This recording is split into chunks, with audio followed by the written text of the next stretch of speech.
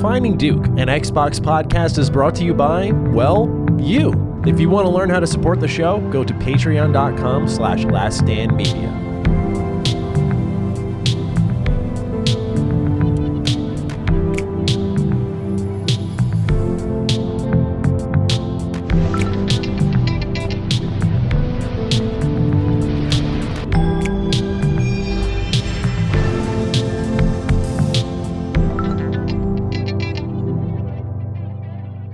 Salutations, everybody. It is Maddie here today, and welcome to episode 240 of Defining Duke, an Xbox podcast. My man's back.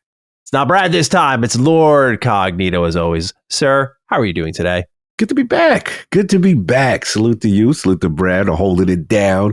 Sure. I had adventures to go on. Yes, more adventures. More adventures to go. We will discuss. But yeah, it's good to be back. I am adjusting. I'm getting back into content swing of things. Tons of content, tons of video. Yeah. I feel like Maddie now. I'm like, I do all this content now. Like, yeah. you know, you do something now. It's like now. Yeah, like doing content, it's work, bro. Like you really have to set aside a lot of time. And just getting myself into this kind of creator mentality a little bit more lately has been interesting, you know what I'm saying, kind of thing. But other than that, I'm doing good. I'm adjusted better, and I'm in a good workout pocket, which I'm liking. Good. The only thing that workout's good, food, nutrition's been good. Even in the travel? Even in the travel, I was impressed with myself. I was like, yo, you did good. You made smart decisions. You didn't go too crazy. You may have indulged a little bit here and there, but you never went over the top on a bad day, so to speak. Sure. But there's still the most elusive thing that is becoming a problem is the sleep. The sleep is still not where it needs to be. Sure. Yeah, that's the problem right now. I have good days and bad days, like I always say. There's just some days I'm like on it. Went to bed at like 1 the other night, slept for like 9 hours. I was like, this is a good, that's my definition of good. Oh, yeah. I'll always be a night owl, but if I can get that full 9 in, it's been tough though. Forrest has been, our dog's been sick. He's getting like these reverse sneezing attacks. We've taken him to the vet. It's like kind of wheezing and stuff. So I feel really bad for him. That's awful. Awful. Cause like we're trying to look at the vet thought it was like a dental infection or something, and so they were looking into that, and he might have to get a tooth removed. So we're figuring out what it is, but he basically has a cold. Like he kind of it's not coming out. So we've seen the vet. We're looking into it, but what sucks is that he kind of wakes up in the middle of the night making these noises, and it wakes Lily and I up. So I don't remember the last time I had a full night's sleep. Damn, it's been tough, but we've been having them. Normally the dogs have their own bed, but we've been letting them sleep in bed with us. Try to provide him that extra comfort, give him an extra love, and it's seemed to help a little bit. But for me, it's like that was the only good night I had. I think I was just so exhausted that it just like you could like a gunshot could have gone off the away. I would have been like just knocked out stuff. When you that tired, that's when you know you're going through it. I feel for you on that, because nothing's worse than I feel like an animal suffering that he's a trooper. Like you couldn't tell he'd be suffering, but like we've learned that like he'll just go through stuff and he just doesn't let it bother him. He's still like full of energy, really healthy. Yeah. Like he still runs around full speed. He's like 11 years old, 12 years old. Wow. So it's amazing. He's an incredible dog. Just he's very resilient is what we've learned, where it's like, even if he's not showing it, we need to like be proactive. Like this kind of dude's like, don't worry, bro, I'm fine. I'm fine. I'm good. Like he's that in dog form. And it's funny because we just weighed him at the vet. He's 6 pounds. Wow. Teacup poodle. Yeah. All right. Size of my fist. Yeah. People who watch my videos will likely see him like meandering in the background. In the background. You'll see our other dog who's 40 pounds. It's crazy. When we got Rufus as a puppy, he only had one dog to model himself off of, right? And so now you have a 40-pound dog who acts like a 6-pound dog. And so he just throws his weight around. He's diving into you. He's crazy. So it's so interesting watching him share the same mannerisms as Forrest. Like you see the way he like kicks his feet after he goes to the bathroom. Even I'm like, oh, you picked that one up too. That's what I said. Anyway, I'm obsessed with my dogs. They're like my only friends. So dogs are the best, man. Dogs. Yeah. I'm definitely a cat and dog person, but dogs are the best too, man. There's a part of me that miss having pets again. It's just with my schedule. I know I have to be responsible, and part of it is you need to be around and a good parent for the dog, dude, and I'm not around. It's so funny you bring that up because I was looking to go to Gamescom and we figured out the financials. Shout out to our man, Jason Polanski. Sat down with me for like an hour and a half, helped me figure out the financials of the trip because he's like all travel. He's an all-star with traveling. So he showed me his ways. Stuff too, yeah. Future vacations are going to be set up really easy, but he showed me his ways. We went through it, we priced it out. And he was like going to hook me up with a nice deal because like I guess there was a hotel that was open in Cologne. It was like all pricing. I was like, oh my God, we're actually going to do this. Let's go. Nice. Bro, we can't find anyone to watch the dogs because we wanted to, like we were thinking like while we're there, take a little train to Paris maybe. Yeah, make it into a little romance. Yeah. So, we wanted to like see some of Europe because never been, but it just wasn't panning out because like my dad's had some health issues. So it was like no one could watch Rufus. And so it was like, it was like one of those things where the universe started to tell us more and more like it's not happening. Yeah, we really tried. So but the dogs definitely were the ones who became the shackles at that part where it's like, well, we can't just leave him here, Yeah, you can't. So we tried to find dog sitters and stuff, but then that was a lot of money. Overnight dog sitters. Really? Yeah. Really? Yeah. Yeah, like almost. Yeah, this is dog coach I don't know about. Yeah, is that crazy? Yeah. That's why you want family. It's like, it's like, take them. You get to the payment is you get to enjoy the animal. Yeah, that's the payment. But yeah, unfortunately, couldn't make it to Gamescom this year, which is a bummer. But maybe next year. Yeah, that's the plan for the Lords is 2026. We couldn't. It's too much for us this year, but next year that's us. Hopefully, maybe we can align on that. I was gonna say I don't want to jinx it, but right now we're looking at Tokyo in December. That's what we want. Japan in December. That's what we're looking at. Yeah. Ooh, okay. Just lines up perfectly. The time off. Go after Christmas. Go there for a few weeks. Come back. Right. Well, by then I'll be very versed. And, I'll be able to give you tips and suggestions. Yeah. It kind of works out that way. Yes, sir. Yes, sir. All right, ladies and gentlemen, You've heard enough of my animals. Let's talk a bit about video games. Patreon.com/lastdaymedia if you want early ad-free access to the show. We go out every Thursday. Going out a little bit later today, because as you can see in the title, we play some Ninja Gaiden 4. We'll talk about that in the What We're Playing section. Otherwise, if you're interested, free feeds. You like to be a little bit of a freeloader. That's what we call y'all. Sundays, we're there. YouTube, your favorite podcast feeds. Find us wherever you'd like. We're just happy to have you here, sincerely. All right, Cog. Health is wealth time. Yes, sir. In a little bit. Mm-hmm. Raisin's got the right in. Salutations, Mr. Matty, who plays with it, and Cog, who uses incognito mode. I write in with a health is wealth for the one, the only Lord Cognito. Cog, you were looking awfully pale last week. Also, Matty kept calling you Brad for some reason. Matty, it's 2025. Stop being a bigot and stop dead naming people. Be better, Matty. Hope all is well, Cog. Thank you for setting us up, Raisin. We appreciate you. Y'all are insane at LSM. They're hilarious. They're hilarious. Did you listen to last week's episode? Yeah, I did catch it. Yeah, you hear Jim Bob? Jim Bob was acting a little bit out of pocket. Yeah, Jim Bob was a little getting crazy. He submitted a double apology. I saw him in the thread. I hope he knows because some people were like, dude, he was joking. I was like, I was joking too. You're joking too. That's your joke back. Yeah. I was dying. I was like, yo, he went in on him. It was funny, man. Nah, salute to y'all, man. That was super duper. And salute to, I got a couple messages like, hey, man, you okay? And I'm like, no, bro, everything's cool. Oh, my God. Everyone worries so quickly. I was like, no. He's having the time of his life. Everyone relax. Yeah, you know what I'm saying? Just a little business, little trip, little adventure that you guys will know, again, today, when everything went down and stuff. But salute to Raisin. You know what I'm saying? Stuff. That's hilarious, Joe. He said you, he sounds looking pale. He's calling you a bigot. That's hilarious. Andrew's our next write-in. Hey guys, 2 weeks ago I finally picked up a pair of running shoes and started jogging as both a hobby and a larger part of my weekly routine. I'm already a big fan of taking long walks whenever I got the time, and I've wanted to do this for most of the year anyway. Usually I walk about 4 to 5 miles, so running on my usual walking route is a no-brainer. I've been able to get about 1.5 miles in before slowing to a walk so far, and I've been doing intervals of walking and running on the way back. Do you currently or have any experience with it in the past? If so, any tips or advice?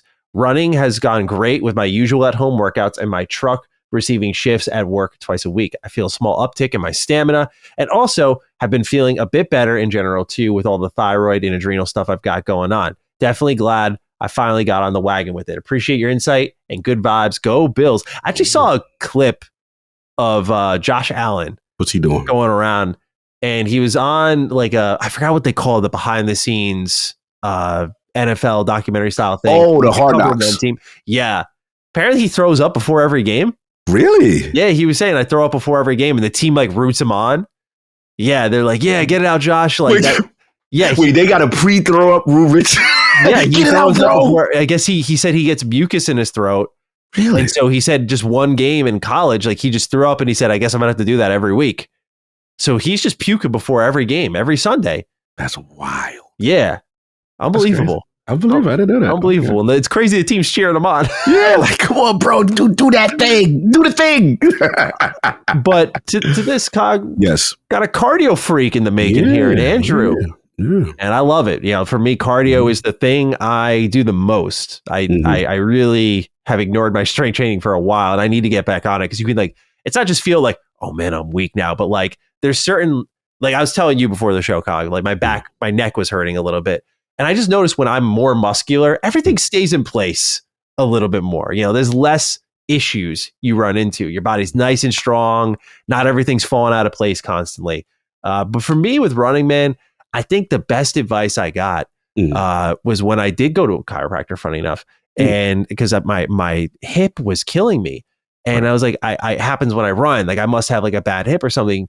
And he was like, well, where do you run? And I said like, oh, it's my road outside my house. Like I go around the development. And he's like, oh, well, what happens? He's like, what does the road look like? And I kind of drew it like this. You know, I said, there's no sidewalks. And he was like, well, that's part of the reason. He's like, if you're running on one side of the road, even if the road's kind of dipping off like this a little bit, it's curving a little bit. Let's say you're running on the right side of that road and it's curving down. Your right leg is dropping a little bit lower than your left each time you're landing, right? And he's like, if you don't balance that on the other side, then you're constantly dropping your right hip below your left side. And if you're doing that over and over and over, you're going to start to get jammed up.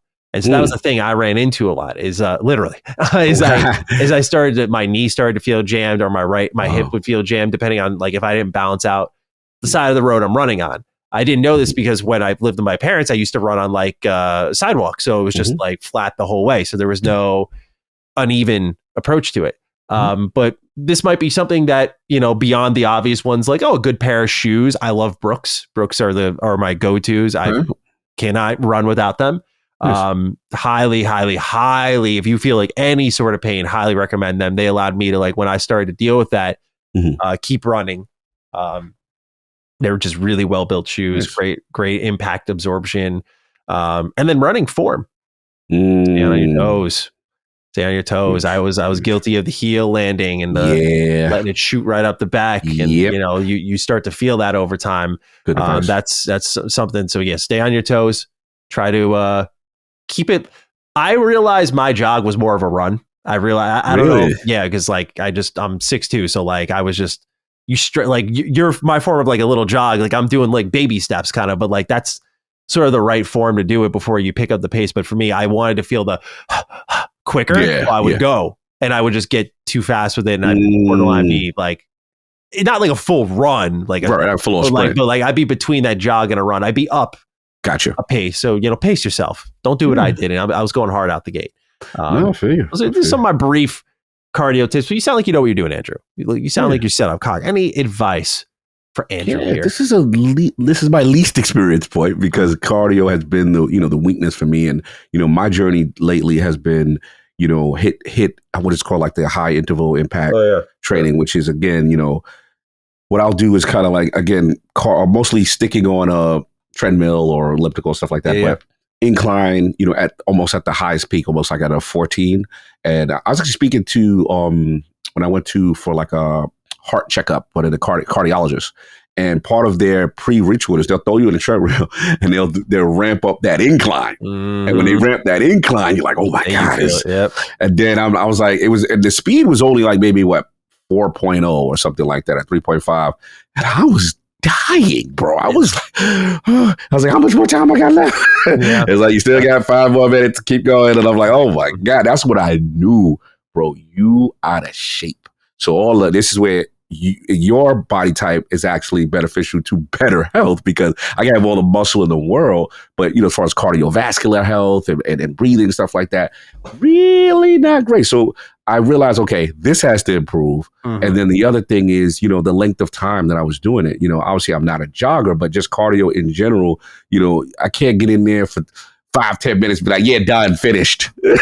Like you got to at minimum 20 minutes. You know what I'm saying? And I was like, yeah. So the cardiologist really gave me a wake up call. Like, what you think you doing this cardio ain't it. And I was like, damn. So that's been part of the journey. The other part of the journey now has been also I've been bad with walking. The problem with me is, boy got the nice little whip, and I like to whip around. You know what I'm saying? I like to, wrong with that. Yeah, but it's bad, baddie. Like, because it's bad you driving your car. too much. Because what'll happen is you live in a place that's probably like much more walkable than where I live, right? Yeah, exactly. So like Jersey City, where I'm at now, I'm a person that always get UPS packages or FedEx packages sent to the to the spot, and there's like maybe not even a mile of a UPS store. I love the UPS store because they have the thing, hey, if we missed you on delivery, we'll keep it and hold it, right? Mm-hmm. So a lot of times I just jump in the whip and drive right there. I'm like, yo, turn that into a walk. You're right.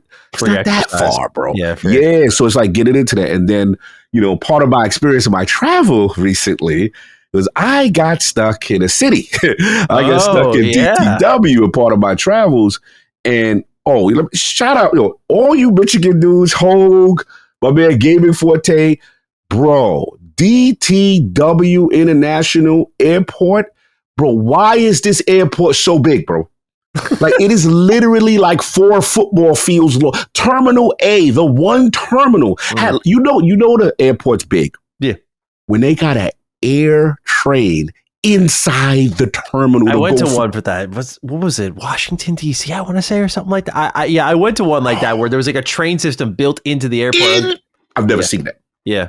It's unbelievable. It's kind of cool, but it's unbelievable. It's cool. Don't get me wrong. And I'm glad they thought of it. Thank God. Yeah. But I'm sitting there and I had a connecting flight. So I'm like, okay, I landed, I'm making up like gate 2. And they're like, yeah, you got to get to gate 68 in 20 minutes. I'm like, and now mind you, they got the escalator walk joints between gates. You know, the one where you get on and you walk, but it's an escalator moving. Speed hack. Bro, the amount of walking I did. Then my flight got canceled. It was a mess. And I ended up living in this airport pretty much for a while. I looked at my steps. Bro, like over 30K. And it was just like, bro, going from one part to other part, all different types of stuff I was trying to do just because I knew I was going to be there for a long time because my flight got canceled. It was a mess. Mm-hmm. And that's what I realized. I was like, wow, this walking thing is real. Yeah. It's a volume game. It's a volume. So walking for sure. So now I've really incorporated that. And the last thing I'll say, like I said, I told you with the treadmill, 14 incline. And it's really been helping me as a person who's now focusing on really leg development and really trying to be more proud. I'm doing the Arnold Schwarzenegger. If you watch him during his come up, he hated his legs. He hated his calves. And what he would do is he would kind of wear things that would emphasize it. So your boy got the cool now Mets City Connect shorts that are more, just get a little closer. You know what I'm saying? Before I'm more of a swaggy, baggy kind of guy. Yeah. I was like, nah, you're gonna focus on this and improve this. And I'm noticing the things that I'm doing, it's all concentrated towards that. And I'm seeing development now. So now I'm feeling proud. I'm like, it's like that. Good. It's jogged, it's cardio day. Like, I'm ready. You know what I'm saying? Like that. So, I'm slowly building myself up to where I want it to be. And I'm very proud of the latest development. So we're getting there, man. So that's where I'm at in my journey right now. I know that was bugging you a lot. So that's good. Hate that. Yeah. No, I feel you, bro. I can relate. Not to the upper part being out here. I was just like, no, I feel you. No, remember, you forget. Young Cog was skinny Maddie zone. I was super, like, bro, if you see pictures of me 13, bro, it's ridiculous. People who haven't seen me since like elementary school, they like, what? They're like, yo, that's so great. You look so different. It's gotta be a good feeling though, right? I've never got that about like a show that. Well, it's like usually like if like I saw an elementary school teacher and they're like, oh, you're fully grown, holy shit. But it's never been like, damn, bro. You're fucking big, man. Yeah, and be like, yo, B, that's you. And I'm like, yeah, you want to know where the bus is? Bus is over there. You want to know? Excuse me. I ain't gonna do it. It feels good, especially people maybe you didn't have the greatest relationship with. Yeah, what's up? What's going on? I'm doing better than you. I'm on camera all the time. I'm better. I'm doing it. Yeah, I love it. Flexing, I ain't go for it. Old school reunion flex on school is kind of fun sometimes. I go for it. I haven't like bumped into anyone from Well, you went to school with you and Raygun went to the same school. That's wild. Yeah. Yeah. I wonder if Raygun ever saw me and was like, what a fucking dork, like gotta wonder, right? There's that fateful fleeting thought that he may have had passing me in the hallway. They just saw a complete dork and not known we'd be working together all this. Pretty incredible thought to have. That is hilarious, man. The whole 6 degrees of separation in life is so funny. Yeah. All right, Cog. Well, we got some news here to kick us off. And it's an interesting one. We discussed a lot about this Starfield PS5 port, expansion 2. Well, quite the update here. After Todd Howard confirmed that players can expect annual Starfield expansions, that plan appears to be changing. Following poor sales of Starfield Shattered Space, Outlaw, Jesus Christ, I can't read. Outlet MP First reports that the game's second expansion won't be due out until spring 2026. The PS5 release is planned to coincide with that second expansion launch and some quality of life updates. MP First has also claimed that Starfield won't be present at this month's Gamescom opening night live presentation. And to add on to this, because this was just breaking after I had written the script and everything, but it was found on a Starfield patch that interplanetary travel might be added to the game. Like people were seeing like cruise control and whatnot, and they started to connect the dots to a mod that exists called Astrogate that allowed for more like seamless space travel with minimal menus in Starfield. So people are wondering, and they're hoping that Bethesda has taken this extra time to address core issues with Starfield. But this would explain their silence. And it's kind of setting up where if they're going to be quiet for this long, they do need to have a Phantom Liberty moment. Like they just need to. They have to come out and it has to be addressing everything. It can't just be, oh, here's more Starfield. That would be, I think, as someone who likes Starfield even, I'd be like, that's kind of disappointing after all this time. So we're talking about, since Shattered Space, that was the end of September.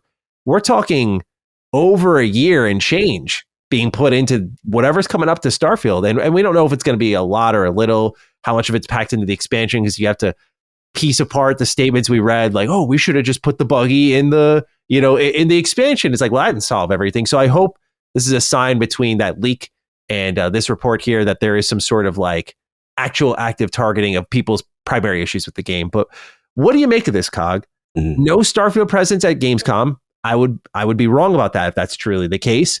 Yeah. Expansion 2 delayed to next year. Poor sales for Shattered Space, not too surprising, but still news. And overall, Bethesda taking a moment and saying, like, okay, if we're going to go for this, we got to swing big one last time. Likely setting up that this is the end of Starfield, I feel. My prediction is I can't, unless it is a big turnaround, which it could be.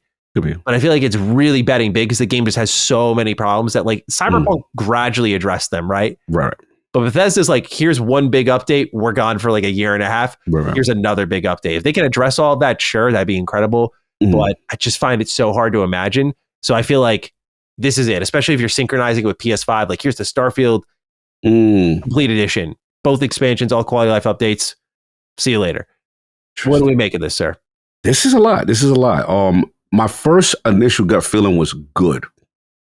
Good. That means in the building, the weight was felt of Shattered Space. And that was my concern. My concern would there would be business as usual. Hey, didn't feel that one. All we have to do now is just pack a small quality of life update or a cool little additive feature with some more narrative content, repurpose and repackage, and there you go. No, that wasn't it. Shattered Space was the watershed moment that Bethesda themselves know that at this point they did not reach their quality standard. And that the fan base was just not receptive to it. And I think it had to be humbling. It had to. That expansion got dragged. I believe the Metacritic was in the 50s. I believe. That is abysmal. Like, there's no sugarcoat. Absolutely. For them, like, this is way better. Yeah. Yeah, absolutely. So, yeah, that was the watershed moment. So now it's like, okay, go take your time. We see the remnants of that patch. I'm glad you mentioned it because I did catch that, as far as the patch, interstellar travel. You have to do something that addresses the core problems with the experience that people disconnect from. And a lot of it has to do with the unlimited planet system that, Maddie, you've always been, hey, I don't know how I feel about this planet stuff. Like 1,000, generic random AI kind of planet thing. I think that's always been a fair criticism. We always said how they're going to do it. I, as a person who like tech, said, okay, it's cool that you're doing it, but you got to figure out cool interactive ways or potentially random events, things that just, either if you're going to do like their community building stuff or maybe a multiplayer aspect, you have to do something with this huge chunk of the game that no one's really interacting with, because let's be honest, because they're going with the reality of space vibe, it's a gaseous element. Pick up plant B and C, scan anomalous object D, and then zoom out. You know what I'm saying? Or you find your star power or one of these random joints, and that's it. But it's just like, nah, you can't have this. It feels like wasted space. Yeah. It's a huge bunch of design space that just not. And what we did love was obviously the more focused areas, and the big, again, not to beat a dead horse, but the biggest problem with Shattered Space is the place that you supposedly handcrafted was also uninteresting and not narratively dope and connective. And I think that's what we've never seen from Bethesda. Be like, damn. Yeah. This is the only one I can think of that it's history's been kind to it, or time, I should say, has been kind to it. But I remember at the time, at least, of release, Dawn Guard from Skyrim, that was like one of the few DLC I can think of from Bethesda where it's like, oh, okay. Like, it definitely wasn't Shattered Space, by the way, to be clear. Right. Definitely like, people expected Bethesda to do like what they did with Point Lookout and Fallout 3, like here's a new zone, go explore. But this was just like, hey, here's a quest line and it involves vampires. It's dope. It's a great part of the package. But at the time, people wanted more Skyrim. Like they wanted what Dragonborn would do and give you like a whole new area to explore. That's like the last time I can remember that reaction. And we're talking like a 13 years ago. Oh, yeah. Facts. No, well said. So I think for me, this is a good sign overall. That means they're not jumping back on the hamster wheel. All right, guys, we didn't learn anything. Let's just get back out there. Take your time. As far as the content itself, I told you I want that. They have my thing as far as Starfield base game, which I love and I ride for. You have something with the Starborn that you could be doing in a post game scenario. So I would love to see something with that. Obviously, we got the PS5 launch in conjunction. You need that big quality of life, big update, big narrative push. Combine it with the PS5 launch, get the numbers up. And I think, now as far as your final thing, which is very exciting, I didn't catch your video, but you did say, hey, this could be it, right? And that's going to be interesting because, again, right, Todd, in your interview, he's like, hey, we plan to support this long term. Has the roadmap changed is the question, right? And I know you're leaning that way. And I think, I'm just going to be honest, I think it's fluid. And the reason why I think it's fluid, it could go either way. I think this update is everything as far as is it worth the investment to continue if we have another Shattered Space moment? Yeah. Right. Or versus boom, we Phantom Liberty, baby. We back. Look at the reception. And huge PS5 sales. PS5 users are on it. Yeah. They're buying it. They like it. If they have the perfect storm, they're out of here. It's like, all right, fire up expansion 3. Say at least start the development. But I do agree with you. It's contingent on this. In my opinion, word of mouth for the game's just not been good. And like we talked about, our biggest frustration with Shattered Space beyond the expansion itself was just that moment of like, damn, people like feel so valid about everything they've said about this developer, and they've done it to themselves. And you can't argue it. It's like, they've shot themselves in the foot over and over. And now people are like, see, they've always been bad. And like, here we go. Like they are completely lost. So, obviously, time will tell, but I think the most sure path is like, they know what they're doing if this doesn't work out. They're moving on to Elder Scrolls 6. That much is obvious. But if it does work out, then I think, fluid's the right term. It's like, okay, what does a third expansion look like? Will this, because I always look at the player counts for these games because they're like live products. I know Todd did not explaining them that way, but they really are. Like people come back to them. You have a fucking creations thing that's always updating. You're putting updates into the game. Like it's a live game, man. Like it is. And so I put stock into their player count a little bit more, not a lot bit more, but a little bit more than other single player games, And so when I see them getting beat out by like Fallout 4 or, like old shit where I'm just like, really? Like Starfield should be up there more. So I think that'll determine it. It's like, can we get across all platforms a huge player base that's going to keep coming back and spending money on creations? Because I've been told that like with the creation system on Starfield, like, people are making careers off it. So while a lot of the internet is like, no, this shit sucks, the creation system has been great for modders, and people somewhere are buying them. Really? People don't have rigs. Yeah, people are making careers off this program. So, this is definitely like, and it's not just like, one person, like a good amount of people are making good money off of this. So this is partially for them too. Bethesda kind of has the responsibility now of making these games go everywhere because they need to, careers depend on them. Like, I make my money by putting out creations, and I want more fans to put it out to. And obviously Bethesda takes a cut of that money, so they are equally invested in that. So that'll also, I think, shift some things. It's like, how much support can you pull in? Right. So time will tell, but I'm very keen to see what they do, but it no doubt has to be.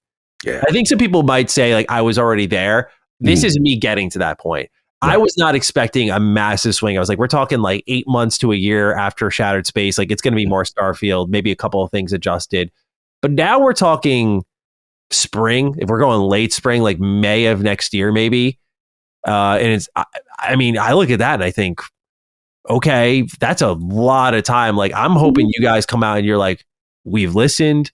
Yes. Space travel tackled, exploration tackled, more quests added. So like there's more frequent content. Like you can wander in this game now, like really Cyberpunk 2.0ing it, like where they just get everything right. The Starborn stuff, like we'll just say adding more beyond that, more, ending content, that sort of stuff. I think there's just, the thing that sucks is like Starfield is such a great base, and it feels like there is the exciting part about expansions was every year was that, yes, there is so much more you can build out with this.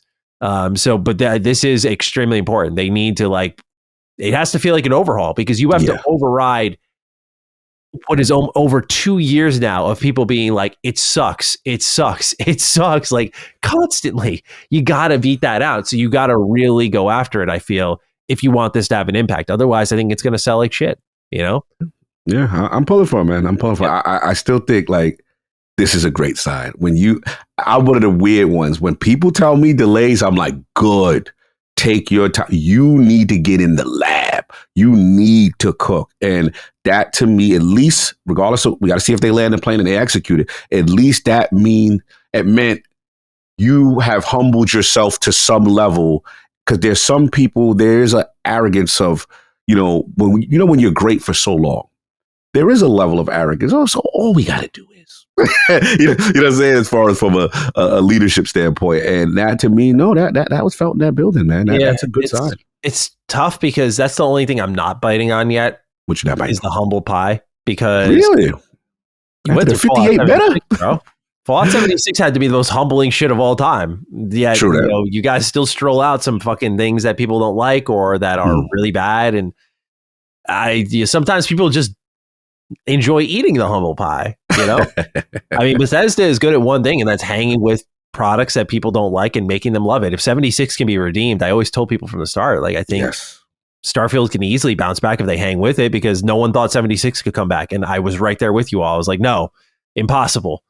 And they hung with it, and and it's to the point now where people are looking forward to like what they're doing next. I'm interested in what they're doing next. I don't play it all the time, but I'm definitely interested. So I just think, again, Starfield can find itself in that position. They know that, but how much resources can they commit when the thing on the horizon is the game that'll sell many times more than Starfield?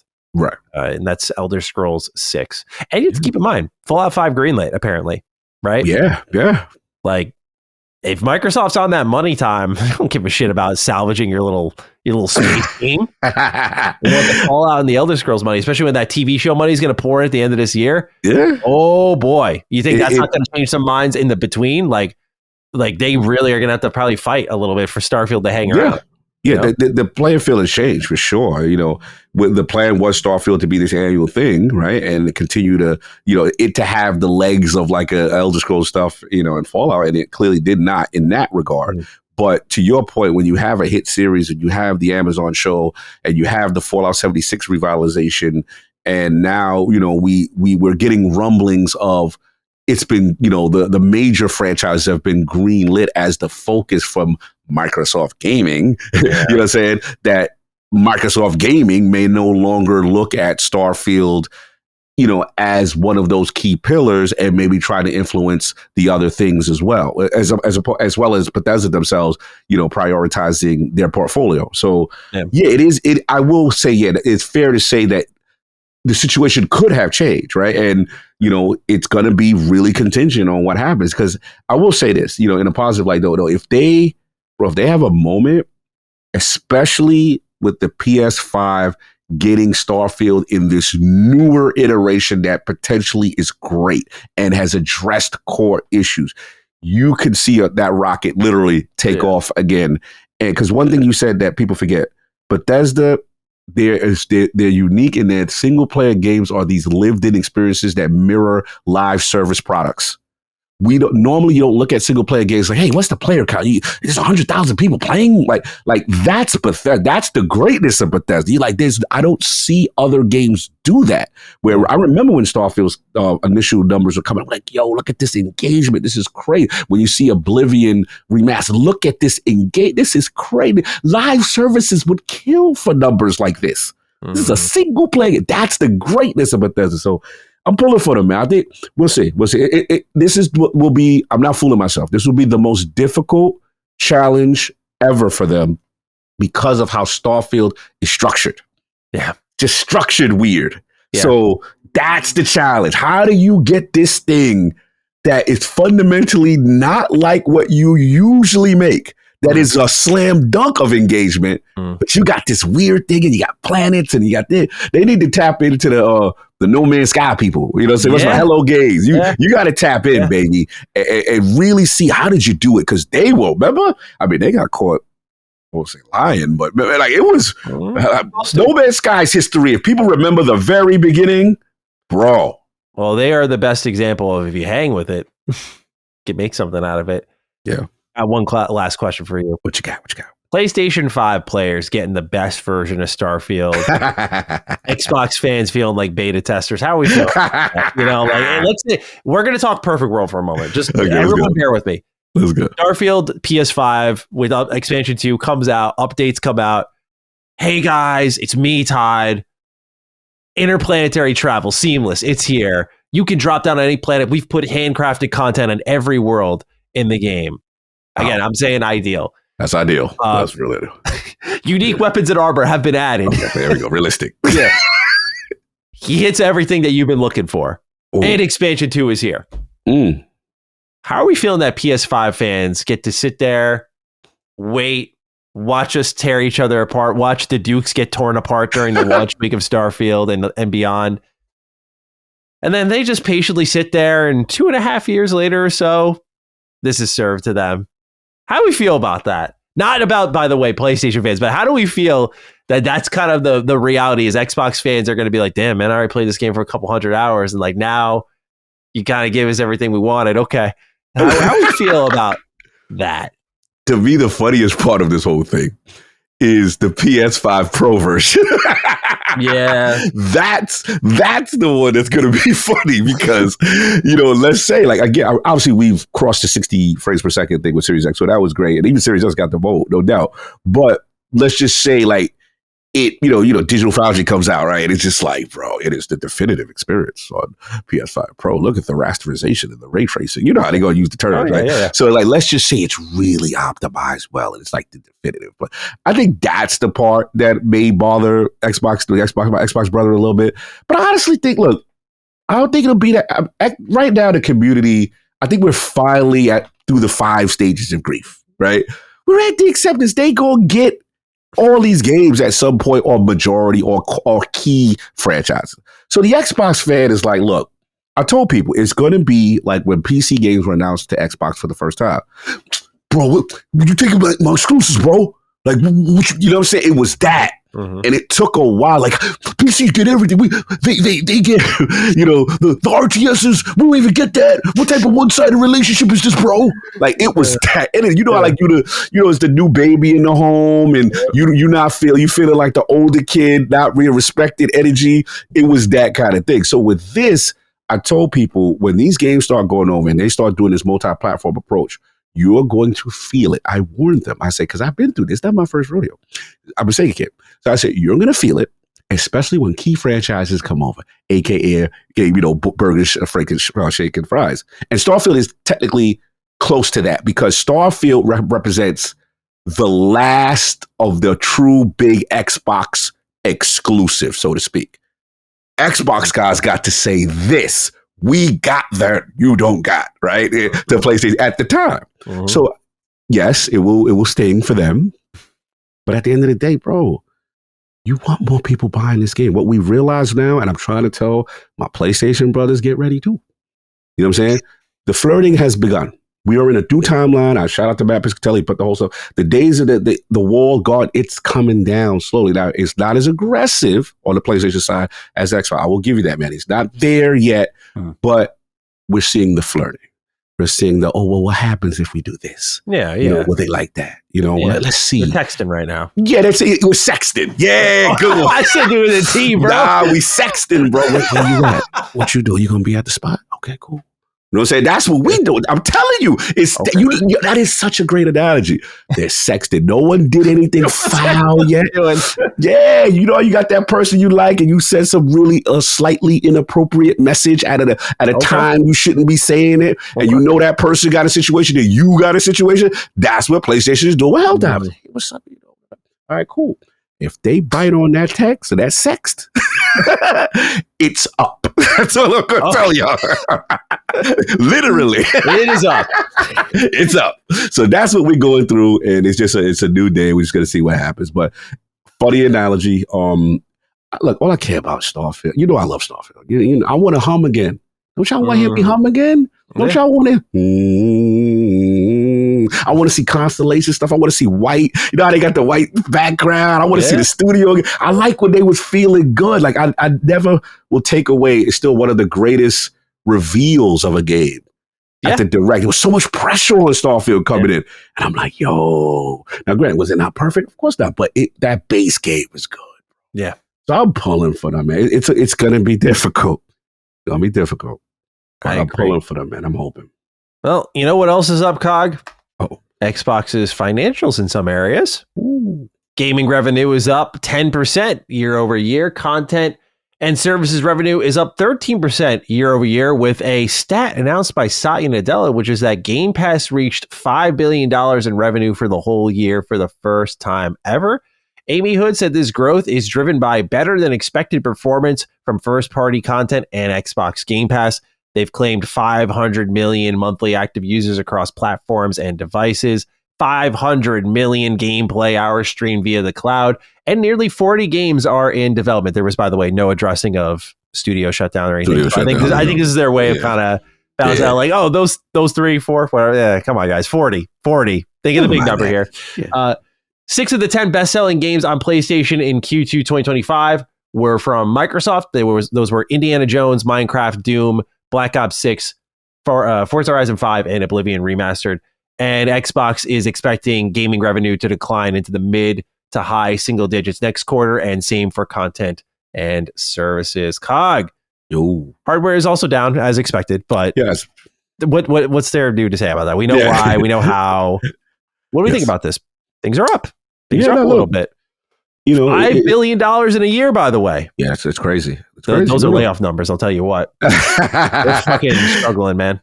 Yeah, listen, they're up, of course. Their main metric right now is contents and services, and they're going to continue to pump that. What I thought was interesting was them actually talking about how Game Pass revenue is doing. I thought that was pretty interesting. And, $5 billion is not a number to sneeze at, for sure. Now, granted, revenue is not profit. It's revenue. Right? True. And I get that. I'm not trying to. And again, this is where we get into the weeds, where it's like what they're willing to divulge and what they're not. Right. And there's still that. what's the tangible numbers of Game Pass subscribers, right? What's the revenue? So again, that's me pocket watching, but I will say corporations, for the most part, you can't really lie. These kind of numbers, you can't, like the way it's set up, the government and stuff like that, it's kind of, you have to be truthful on certain things, but they're doing a very strategic job of not giving you these numbers. Yeah, the full picture, because you always going to want to skew to things that make you look good, right? That's just the nature of it. Yeah, but like 500 million active users across platforms and devices. Like, which platforms? Yeah, which one? Playing your games more on other consoles, maybe. You know, we don't know, and that's the thing. So all I will say is that from a Game Pass health standpoint, I do feel I still have to say that was something I wasn't sure about at all being positive, right? As a person who have been repeatedly on record for saying since the business update, I thought Game Pass would be removed as a core pillar of what they're trying to do and just strictly go third party. So I have to look at that. If you've got 5 billion, even though I don't have the full picture, you're telling me that, I still have to look at it as a net positive that you believe. When Amy's talking and Satya's talking, then I have to believe, okay, you like that. You do like what's going on here, you know what I'm saying? Kind of thing. So, because we in the money business over here, you know what I'm saying? Kind of thing. So you got that. And then, look, obviously 40 games in development, that's great. One of the benefits of the multi-platform approach, which I do like, is that we're going to get games greenlit and things that we wouldn't expect if it was the other timeline, if it was just an Xbox exclusive timeline, because now there's more money to be made. You can greenlight projects and stuff like that. And then obviously we know about the the PlayStation Store stuff, you know what I'm saying, dominating stuff like that. I will admit, I know people tend to poo-poo this and say, well, yeah, because PlayStation guys buy games, but I'm not necessarily poo-pooing that. I've always said on record, it exposed a lot of vocal minority individuals who say that Xbox games had no appeal. There was no reason to buy the console. The issue came down to, like I've always said, people just want to stay in their own ecosystem. That's all. It's never was that the games were not quality. So that's the first thing. And the second thing I will say, I am concerned that if you look on the PlayStation Store with Xbox dominating that, well, how come PlayStation players are not buying PlayStation games in that volume, even though they're getting 30% for doing nothing, which is great. You sit there, hey, Xbox games here, I just get 30%. Awesome. What about when Ghost of Yotai and Death Stranding, and why are those games that you create not dominating your own chart, and they're all multiplayer games, or they're all that? Is something I think we should look into, and I'm curious how they feel about that. That's it. And then, the last thing is obviously hardware, we know. And then I just want to be very respectful. All this is great. You're doing great. The problem is Xbox, no one really wants to hear that when you've laid off all these amount of people and there's no acknowledgement.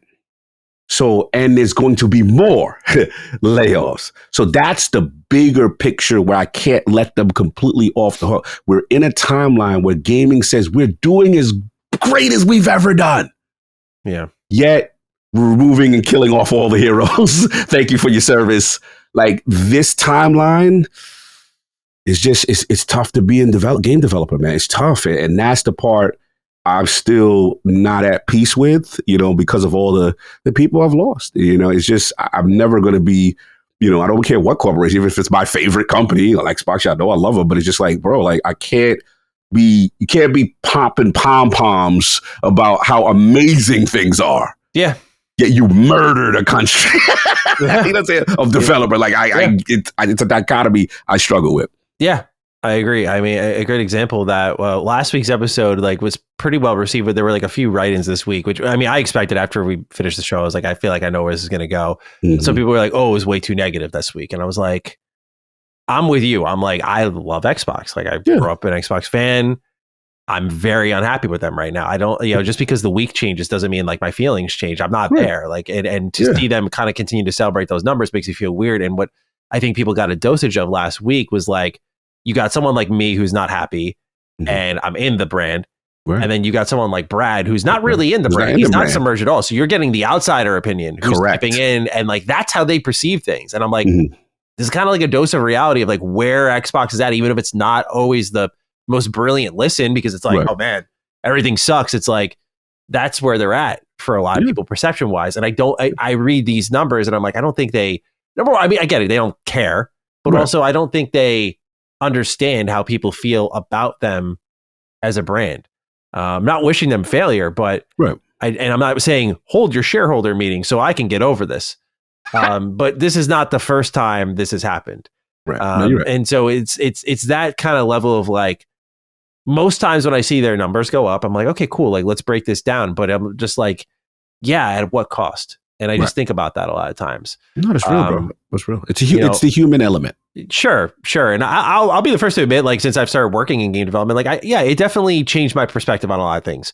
I was never cold about it, but like, it definitely made me feel stronger about it because I just know what they go through. And especially in a corporate environment, I'm like, you guys have way more strength than me to even step into that world because it's just like, you don't get to control a lot around you.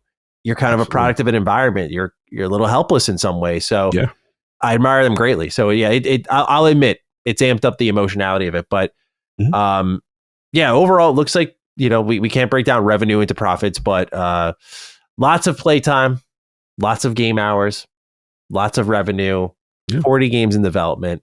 So things are trucking on. I guess the takeaway is if anyone thinks Xbox is going away anytime soon, that's incorrect. Yeah, correct. Maybe the hardware, but not the software. Definitely.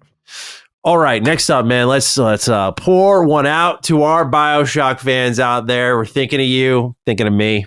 This stings, man. From 2007 to 2013, we got ourselves 3 fantastic BioShock games. Afterwards, Irrational Games was dramatically shrunken down, and Ken's team began work on Judas, which was long in development as well. By 2019, 2K Games revealed that Cloud Chamber Studios would be handling BioShock moving into the future. Well, it's 2025, and a new Jason Schreier report from Bloomberg has indicated one thing. It'll be a long while before anything new in the world of BioShock releases.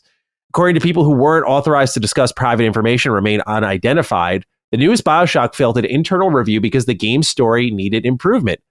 As a result, studio head Kelly Gilmore was booted out, and creative director Hogarth de la Plante was moved into a publishing role. The rest of the Cloud Chamber staff was told that they need to become more agile and efficient. Some are fearing layoffs. 2K Games confirmed the report in a comment saying, quote, "We are working hard to set BioShock up for the best possible future. Right now, we have a good game, but we are committed to delivering a great one. We are working closely with leadership at the studio to define this path," end quote. In separate news, just a little salt in the wound here, 2K Games was also developing a remake of BioShock 1, but that was shelved earlier in 2025. So Ken Levine, as it always should have been, our hopes rest in your hands. We'll actually talk about Ken a little bit later in the show. But man, there's something that we need to pick apart about this here. All right, break it down. Obviously unfortunate news, but you have to, it's going to sound like a forced Ken glaze, but you have to really respect what he has accomplished with a story, because we're talking about executives. Like, this was an executive review, right? This was an investor's review. For them to be talking story is actually stunning. Like, that's what's putting them off. And that speaks to what they know about the cultural impact of BioShock. It's made game developers, it's made video essays, it's made books, it's made, like, everyone respects BioShock deeply. BioShock 1 and Infinite especially, like, this full circle story is unbelievable. And they know that. But I just think when we see some of these, it's like the bugs, the glitches, poor leadership, gameplay is not there. Like, it's always something when those 4 are around. I don't think I've ever seen news like this where it's like the story isn't there. I just find that, like, it goes to what I said, what we all said when this started, which is, oh, you're going to make BioShock without Ken. Well, the story's not going to be as good. That's just the fact. It's not going to be as good. And you figure 2K knows that. And they're like, all right, in comes Kelly Gilmore and Hogarth de la Plante. Here we go. Let's make a new BioShock game. They're not Ken. Like, it's not going to be that way. And you can only try to emulate a guy like Ken. That's the best you can do. And they're just massive shoes to fill, where I don't envy anyone trying to make the next BioShock, because he for lack of a better term, closed the loop with Infinite. Yes. DLC and everything. To me, BioShock was just untouchable. There's technically more lore they could explore, but BioShock was done. When they brought it back, I went, okay, like I'm interested because I love BioShock. I'm sure I'll play it, but Ken closed the door in a way that's so hard for any creator to do. The only one who's pulled it off beyond Ken, my goat Kodaka. He did it with Danganronpa. And that's why it hasn't been touched since 2017, because you just fucking can't. You just can't. It ruins. You will piss way more people off than you'll have them excited about a new game. And there's something to say. This is why making the game is important, but the story is so valuable because it's the context of which everyone buys into. So I'm rambling now, but yeah, I just found this to be so interesting that a game is not getting out the door and people are getting fired over a story. For the story. So that's enough for me. Kyle, I want to hear from you on this. No, you took all the points I was going to say. Sorry. Bro, you are fine. No, you are fine. That's literally what I said. The only analogy I can think, this makes me laugh because BioShock fans, I feel you, but it reminds me as a person who Terminator series is my greatest series, like almost of all time. And like, I didn't know that. Yeah, Terminator's up there. It's like Terminator 2, I think, is one of the greatest movies of all. Dude, it's amazing. Yeah, like I love the first one too. It's kind of like the first one's great. That's what's great. The first one's amazing. Yeah. And I'm just like, man, this is so cool. And then Terminator 2 comes and you're like, this is perfect. Yeah. This is how it's supposed to end. It was magical. It made you feel. It closed the loop on so many things. But Hollywood couldn't control themselves. And, Arnold and them, they couldn't control themselves. And then there's no James Cameron. I always look, where's James Cameron? No James Cameron? I'm good. I'm good. And I never forget that abysmal, I don't care what nobody, Terminator 3 was abysmal. It was such a heartless money grab, forced continuation of a story, trying to find, you don't have the magic. You don't have everything of the soul. The loop is closed, bro. You're forcing it. Yeah. And that's what this feels like. It's like, they're like, okay, yeah, you could do it without Levine, but they're telling you the story ain't it. There's a part of me that wish they did that with like someone would have just said, outside this story, we're good. Yeah. Let's close the loop here, kind of thing. But yeah, that's what this reminds me of. And look, I feel for people who love this series, right? And that's their number one series. But there's also things where it's just like, it's sometimes you just can't exceed perfection sometimes. Yeah. Sometimes it is what it is. And it's okay that it's closed. But unfortunately, we're in an industry where, we could get more from this. Yeah. Let's put that name back on the cover of a box and they gonna come. And then you get into this. So there's a part of me that respects they're still not ready to do anything, and obviously they've gone through all these failures and internal reviews and stuff like that. And then Kevin is over here, man. He's Judas. He's doing, over there. That's the new. Let's see what he does there. Let's see what this, this new creation he's got going on. But yeah, that's how I feel. And I just, some things are untouchable, bro. It's just very difficult to beat. And you'll have those moments in gaming as well. And it's just like, I know you want to make a sequel, but sometimes the story's just done. That's what I said. Like, the next BioShock is going to be Judas. And I would put money on it, just how like System Shock 2 and BioShock share elements that Judas, as we've already seen in some of the gameplay, is going to share elements with what we have in BioShock. And like Ken's going to find a way to put a line between them all. Like, that's who he is. Yeah. And if you're greenlighting that, I get why 2K wants another BioShock. 43 million copies sold across 3 games. Insane. Like, that's unbelievable. So yeah, like I get it. I really do. But I just, we're granted, I'm looking at it from the confirmation bias point of view. I'm looking at it as like, I think you can't beat Ken's story. This is probably why they're shutting it down. There might be a world where this story is great and they're looking at it like, no, this isn't Ken's story. Like, and they've completely misread the situation. But I just feel the story lends itself so much to the idea that like, we have so many storytellers in the industry, and the writing quality in this industry has only gotten worse. It's like, do I really think that 2K is producing Ken Levine level writing in a project that's been in development since 2019? That started off, by the way, at least speculatively. If you look at some of the job listings around the time of Cloud Chamber, live service, monetization. Yeah. Those conversion projects don't go well. This reminds me a lot of Veilguard, where it's like you started off one place and then you tried to keep it all and bring it over here. Not confirmed yet, but I remember buying into that with Veilguard, where I was like, they did it. They're single player. The project saved. And then I played the full game and I was like, nope, you cannot get rid of the guts of that game, bro. It is still very much a live product without the monetization. The dichotomy. Yeah, the dichotomy. What do you make of BioShock 1 remake, of that being a thing that was happening, now shelved? Would you take a BioShock 1 remake? Or is it to you like, are you in the Dead Space pocket like I was, where it was like, no. Can't touch perfection. See, the remakes, I don't mind. Like that to me is like, you already have the template and, you want to revitalize this for modern audiences who've missed out on this, this classic. Yeah. I don't have a problem with that. And generally it drums up interest and kind of stuff like that. Now, granted, there's going to be key decisions that you got to be careful of, that you don't break the integrity or the spirit of what people like. But if there's any feedback, like in a Mass Effect way, where it's just, okay, well, Mass Effect 1 was kind of handled poorly with combat, so maybe we can tweak this part up to get it to Mass Effect 2's combat, which is the superior combat, but and the superior series. But I got to poke Hogue, I got to poke a couple people. But yeah, like there's going to be those things where you take any negative feedback that or criticism from the originals, that even though it was almost perfect, you could tweak that and then give it a nice little UE5 coat of paint and go on and so forth. So yeah, I wouldn't have had. I'm surprised actually that they didn't do those. That's a slam dunk. Yeah, I thought this was the safe bet. And I feel like if there's one thing Halo Studios seems to, I don't want to speak too soon, man, but I'm going to try to be positive here. Like, they seem to get like, hey, we should remake the original, ignoring Halo Studios' massive history with the series, where they should know what Halo is by now. Cloud Chamber's a new team. Yes. Hey, let's learn intimately BioShock and its pieces and what makes this world. Like, let's break it down to a science.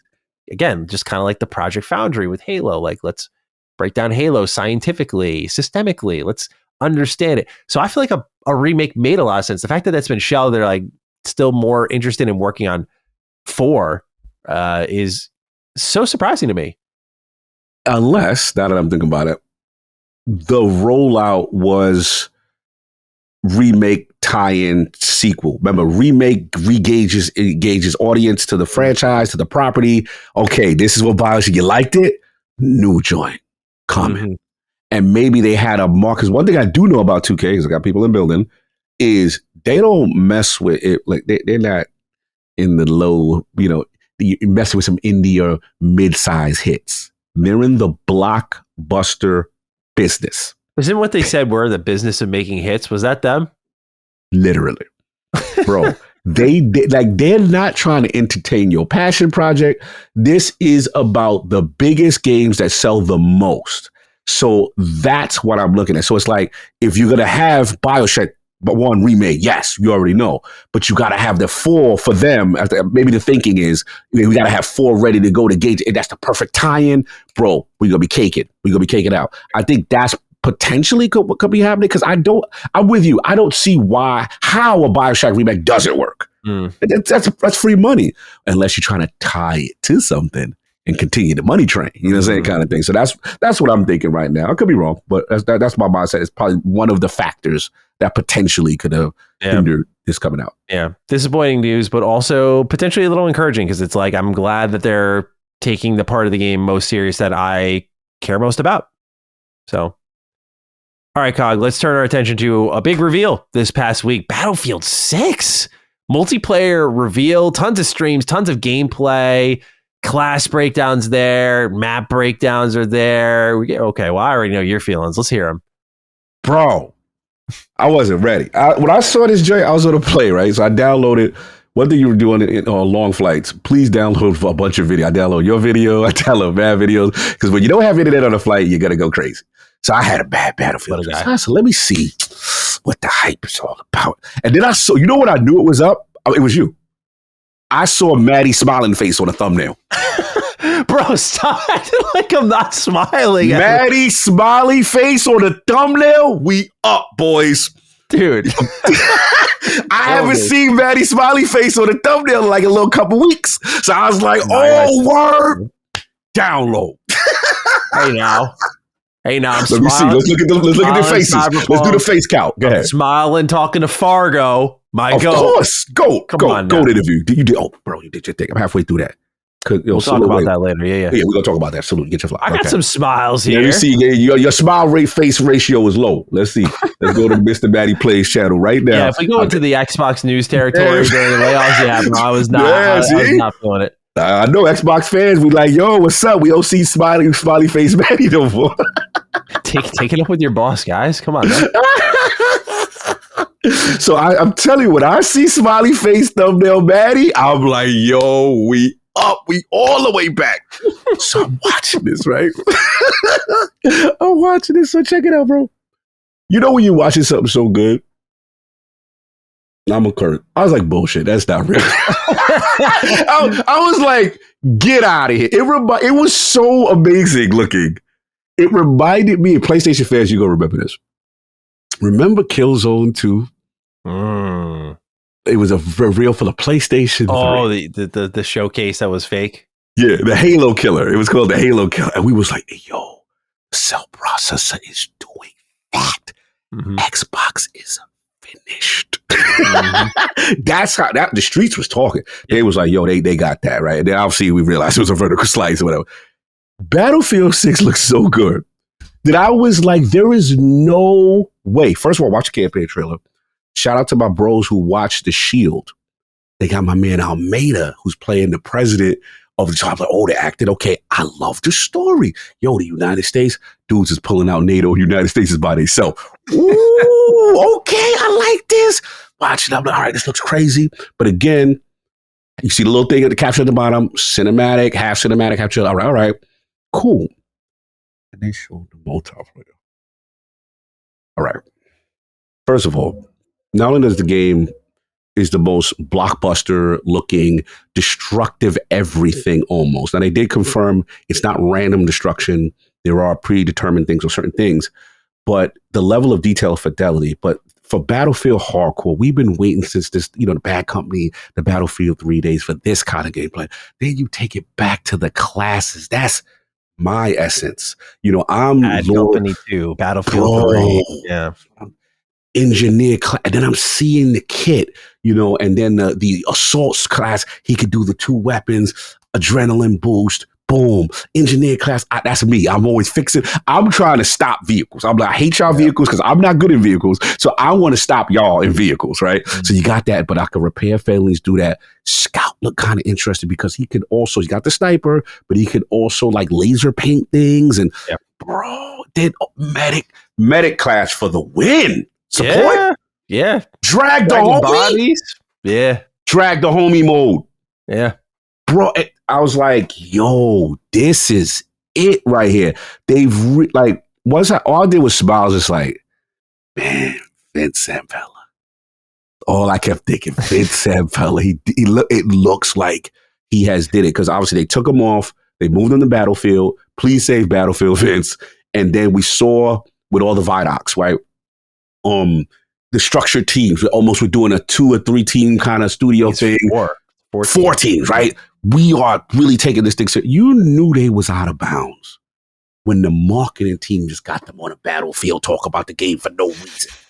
For no reason. The green screen and planes go. I'm like, you're doing it right now. Man. So look, we still got to play it. I think open beta as of recording is tomorrow, I believe, for some content creators. Yeah, early access. Yeah. Early access. I'm going to be part of that. See how I get in there with the code. Me too. Yeah, I narrowly got in. Barely got into. My advertisement agency hooked me up with a code. I was like, fuck yeah, bro. I thought I wasn't going to get in. So that was hype. Bro, I mean, what can I say? I was legit. It's so crazy.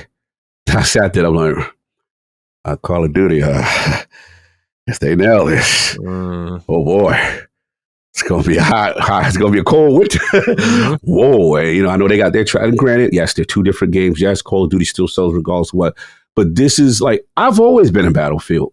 I mean, I shouldn't take it back. I was a Call of Duty fanboy for the majority of my multiplayer life post Halo. I betrayed Halo for Call of Duty. Sure. And then when Call of Duty came out, the homies were like, "Yo, Battlefield. Shout out to my boy said that if it was him for years, he was like, bro, just play it. I'm like, nah, I'm prestiging, bro. Get out of here with this Battlefield. I'm prestiging. I'm doing my thing.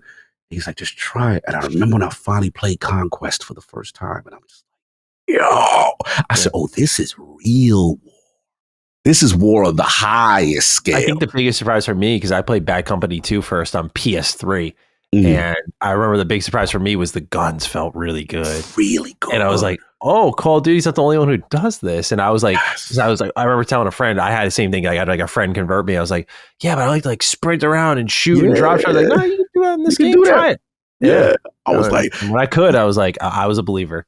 And then now when you take in, you know, I as a person who, I know 4 gets a lot of crap because Battlefield 4 gets a lot of crap because they had the bad launch. But I was a stupid guy that liked Levolution and stuff like that, right? Yeah. So I liked it. It was cool. Right? So when I see, you know, environment, but the cool thing, when they did the thing, when they in the inside in the building and they shot and they broke through the floor and mainly did the destructive thing, it almost gave me Rainbow Six Siege kind of vibes. In that or the finals where you could just like bust any floor in the map. Yeah. Oh, if they pull this off, how great it looks.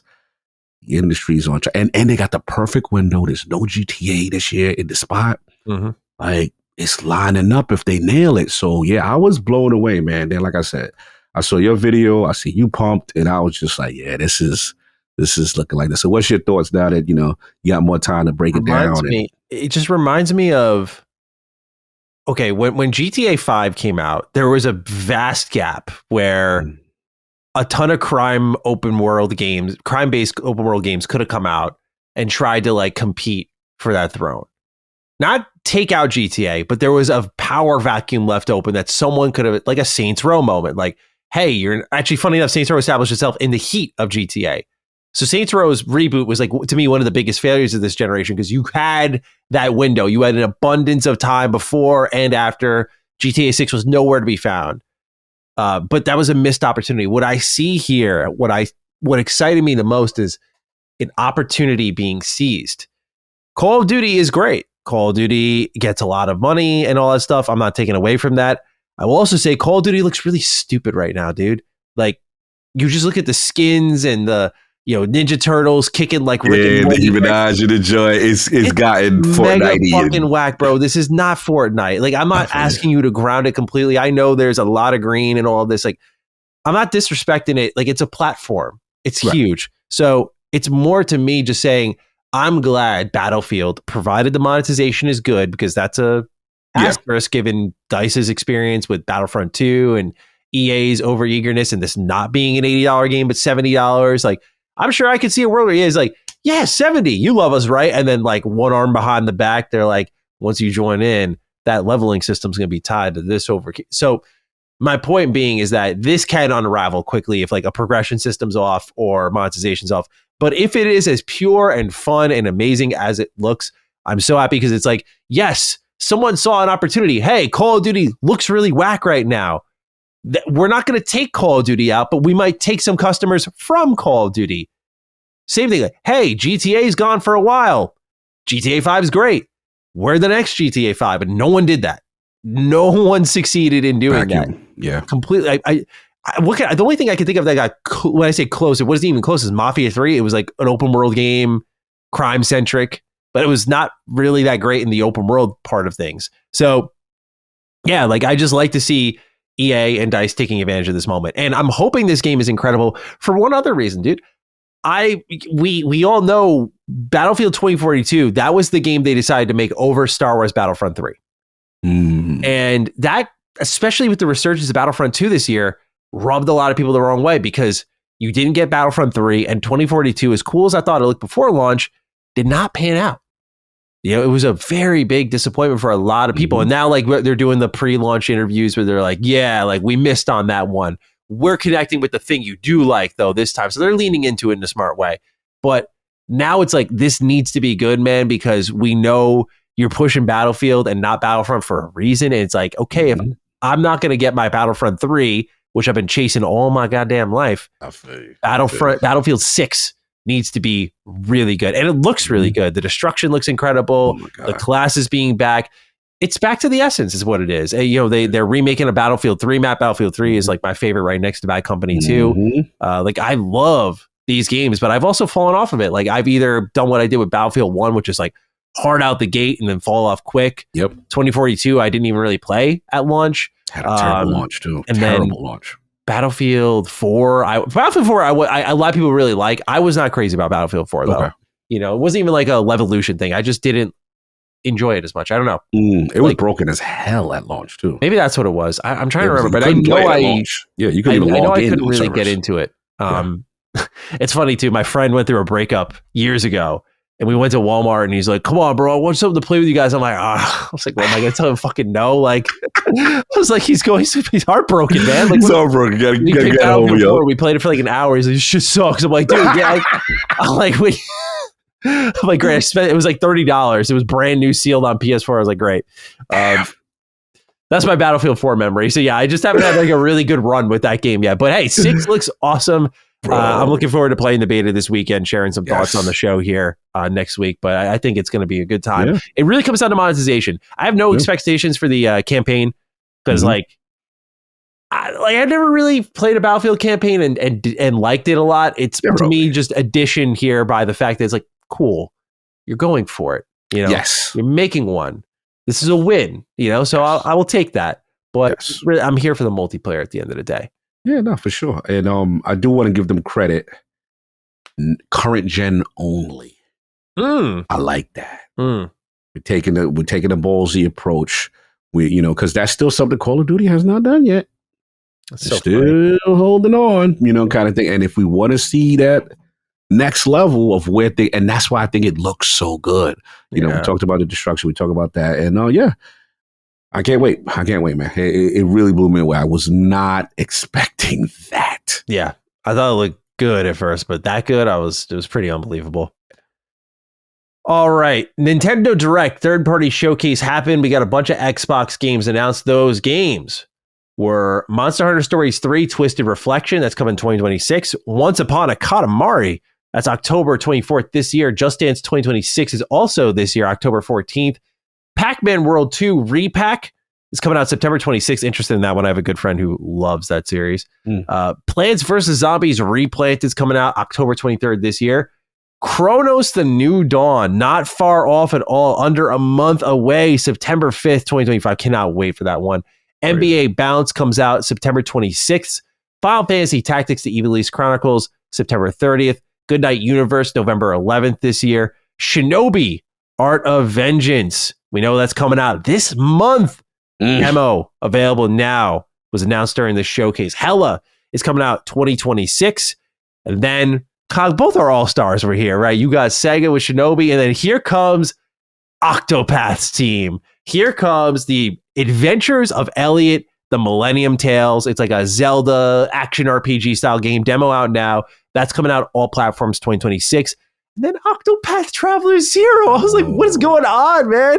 December 4th this year. Now, for those who don't know, Octopath Traveler 0 is like a retelling, restructuring of the mobile game Champions of the Continent. A lot of people really like it. I'm going in cautiously optimistic because, I never played Champions of the Continent because I'm not like into mobile games, and I love Octopath, but like I don't need it that badly. But now they're kind of taking all the junk out of it, the gotcha out of it. You get to create your own protagonist, build your own village and whatnot. So I'm very excited to see what this is. But bro, I did not have on my radar this year more Octopath Traveler, and it's in December. I get to go into my break playing Octopath, bro. Oh my God. I mean, this won't be when I'm taking a break. I mean, it will probably be another week or so, but man, awesome timing. I am so excited for this one. So a lot of great games here, but missing, third-party showcase. People were like, hey, Xbox, this has to be the time, right? Well, Carl Kills People writes in. Good day, Mr. Matty and Lord Cognito. With the Nintendo Direct Partner Showcase now behind us, I was really expecting to hear more about Xbox games coming to Switch 2 by now. I thought we'd have at least seen one by now. Why do you think there's been radio silence on Xbox ports to Switch 2, while PlayStation seems to be getting all the ports? Hope you're having I bought a Switch 2 and only have Donkey Kong to play kind of day. Only? Pretty good stuff there. Cog, your thoughts on what was announced at the Nintendo Direct and where Xbox's games are on Switch 2? Yeah, solid. I actually look forward to their partner showcases because I'm the weird, Switch owner that buys stuff not for first party Nintendo Switch. Everyone was like losing their fucking minds. They're like, oh, I can't get my Animal Crossing update. I'm like, I don't give a shit. Like, I want to know about. This is where you get the wild ass like Octopath Traveler 0. I'm like, dude, this is why I love these showcases. I will say this: they Xbox with the developer direct have both mastered the element of surprise. There is always I'm tuning in knowing something's going to kind of wow me. Nintendo's always had that with the direct though. So I'm with you, bro. That third party, it wasn't great, but like I was like, okay, cool. Like there's some nice surprises here. Exactly. That's what I'm looking for. A couple of surprises here. Yeah, obviously the Octopath Zero kind of tore the roof down for a lot of people. It was like so cool.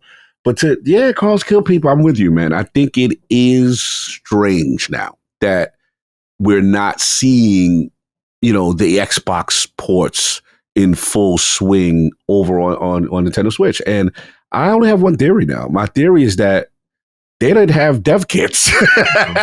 Like they clearly did not give them dev kits. And I'm wondering if it's a combination of, Nintendo is very close to VS. And one thing we can't say about Xbox is, they're a little leaky leak. Team leak over here. There's always somebody snitching. There's always someone telling. Bunch over there, yeah. But chatty patties over there. And, there's a part of me that, they wanted to keep their launch under wrap. But look, they are coming. There's no question.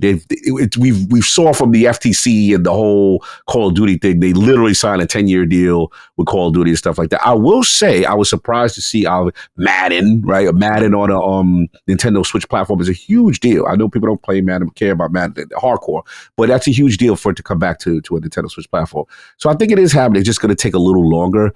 But I will say this, in terms of the overall strategy, that's why I will feel like Xbox is operating with one arm tied behind their back in the sense of the multi-platform strategy. They're seeing this success and dominating and being the number one publisher now without even Nintendo Switch's involvement.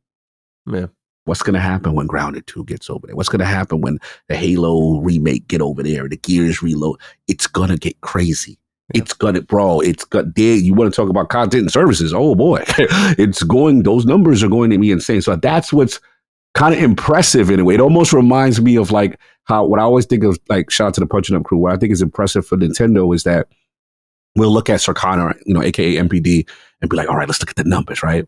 And they'll switch a chart, or Switch may have something like number 2 or number 3, and then we forget Nintendo doesn't count digital sales.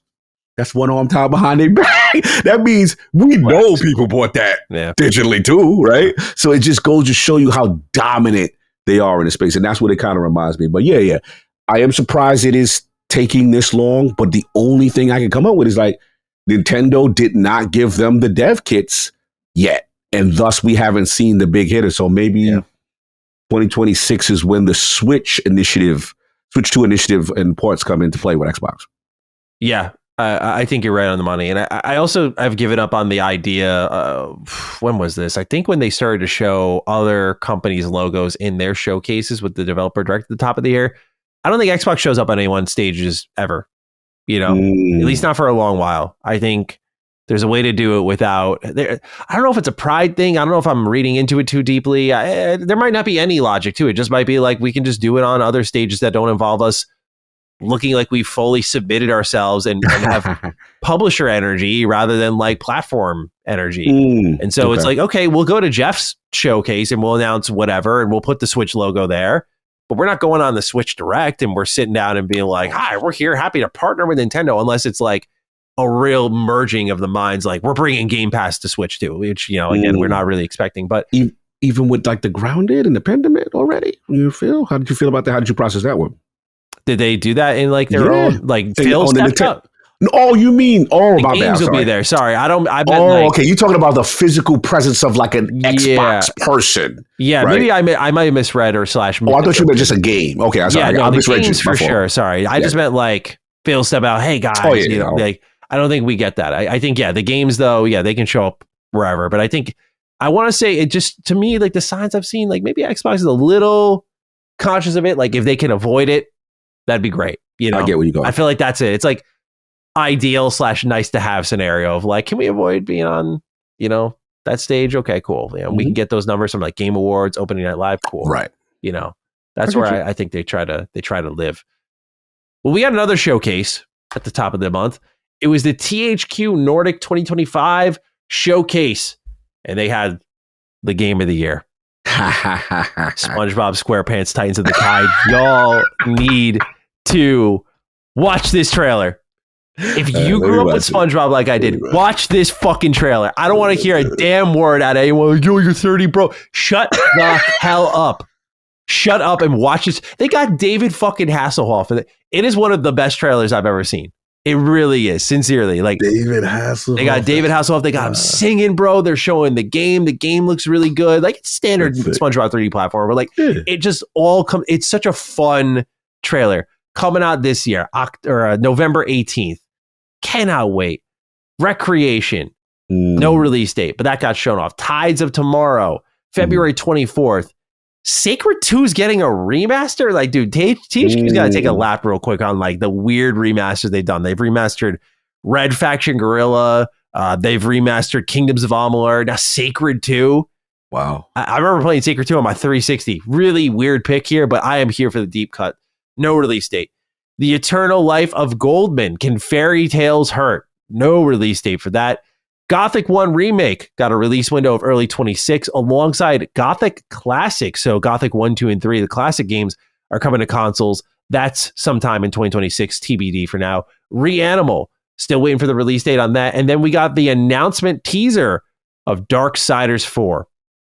So I could have sworn we heard something. Everyone I talked to in my friend group told me I was wrong, but I was like, I could have sworn we knew Darksiders 4 was happening or something was teased for Darksiders 4 before all of this, but Darksiders 4 is happening, and according to interviews and statements, the only story detail we have now is it picks up from the original Darksiders. So we're going back. The essence. Hopefully this means a nice, junky, classic God of War clone, and I can't wait. So yeah, man, I like THQ Nordic as a publisher. I think they just got some really fucking random games. Everything from classics to SpongeBob to Darksiders. Like it's a weird bunch. Did not get my wish I put out there last week. I was like, man, they had a game called Fate Keeper. Okay. And that looked pretty good. It was a kind of Elder Scrolls like game. Forgot to mention that. They had that though. And that was a trademark going around. It was called Fate Keeper. And I was really excited because like there was Fate something. I forgot what it's called in Kingdoms of Amalur. And so everyone saw it and went, oh no, they're going to do it. Dude, they already remastered it. And like, and they didn't. So yeah, at least not yet. So we'll see. But they did an early access release for Titan Quest 3 or 2 as well. So yeah, just a lot of shit showing off here. But for me, most hype reveal, SpongeBob. I'm telling you, look at that trailer before you call me crazy. Just take a moment, sincerely look at that trailer and tell me about nostalgia all day, every bro. day. It's just a great trailer. Like it's no, I get it. I'm not trying to minimize it by saying this. I'm like they went for it. He said I'm patronizing. No. I'm not hating. No. Now, literally, I'm like, yo, I get it. If you love this is a love letter to this series. Yeah. It's a love letter. I get it. And you got your man, you got the singing. I get it. You're copping, right? Yeah, you're picking this one up. I'll be supporting from afar. If you like it, I love it. But look, I get it. To me, the one that the streets also was talking about, like you said, besides SpongeBob, was Darksiders, bro. People been waiting at it. It was going crazy. Like, yo, this is my topic for IOP. So I was like, all right, I got you, bro. I was like, did you watch the trailer, bro? I'm like, all right, I got you, bro. I got you. I was like, yeah, I see it. And then obviously, what we know about it, co-op, takes place. Yeah, 2 to 4 players co-op. Interesting. Yeah, and for people who love that series, to see that get right in line with all 4 of them, that's going to be crazy. So yeah, big deal. And I'm like you. I do like THQ. I've always liked THQ. I've got a tremendous history since the back in the day when they used to do wrestling games, and as a kid, holy crap! Oh, bro, some of the best. I believe they had the No Mercy license and all that stuff. Yeah, and way back, like THQ. I have a tremendous history with them, so it's cool to see them in this latest iteration of them still existing and making great titles. And they have very unique titles. I feel, you know what I'm saying? They have their own niche. It kind of remind me of what you call kind of reminds me of them. Excuse me. what's my dude that used to be, they changed their name. They used to be Focus Home Interactive. They kind of got a little bit of energy of THQ in my opinion. Yeah. For me, I think the most exciting, people are going to hate this, but I think the most exciting thing about THQ is really whatever they're going to remaster.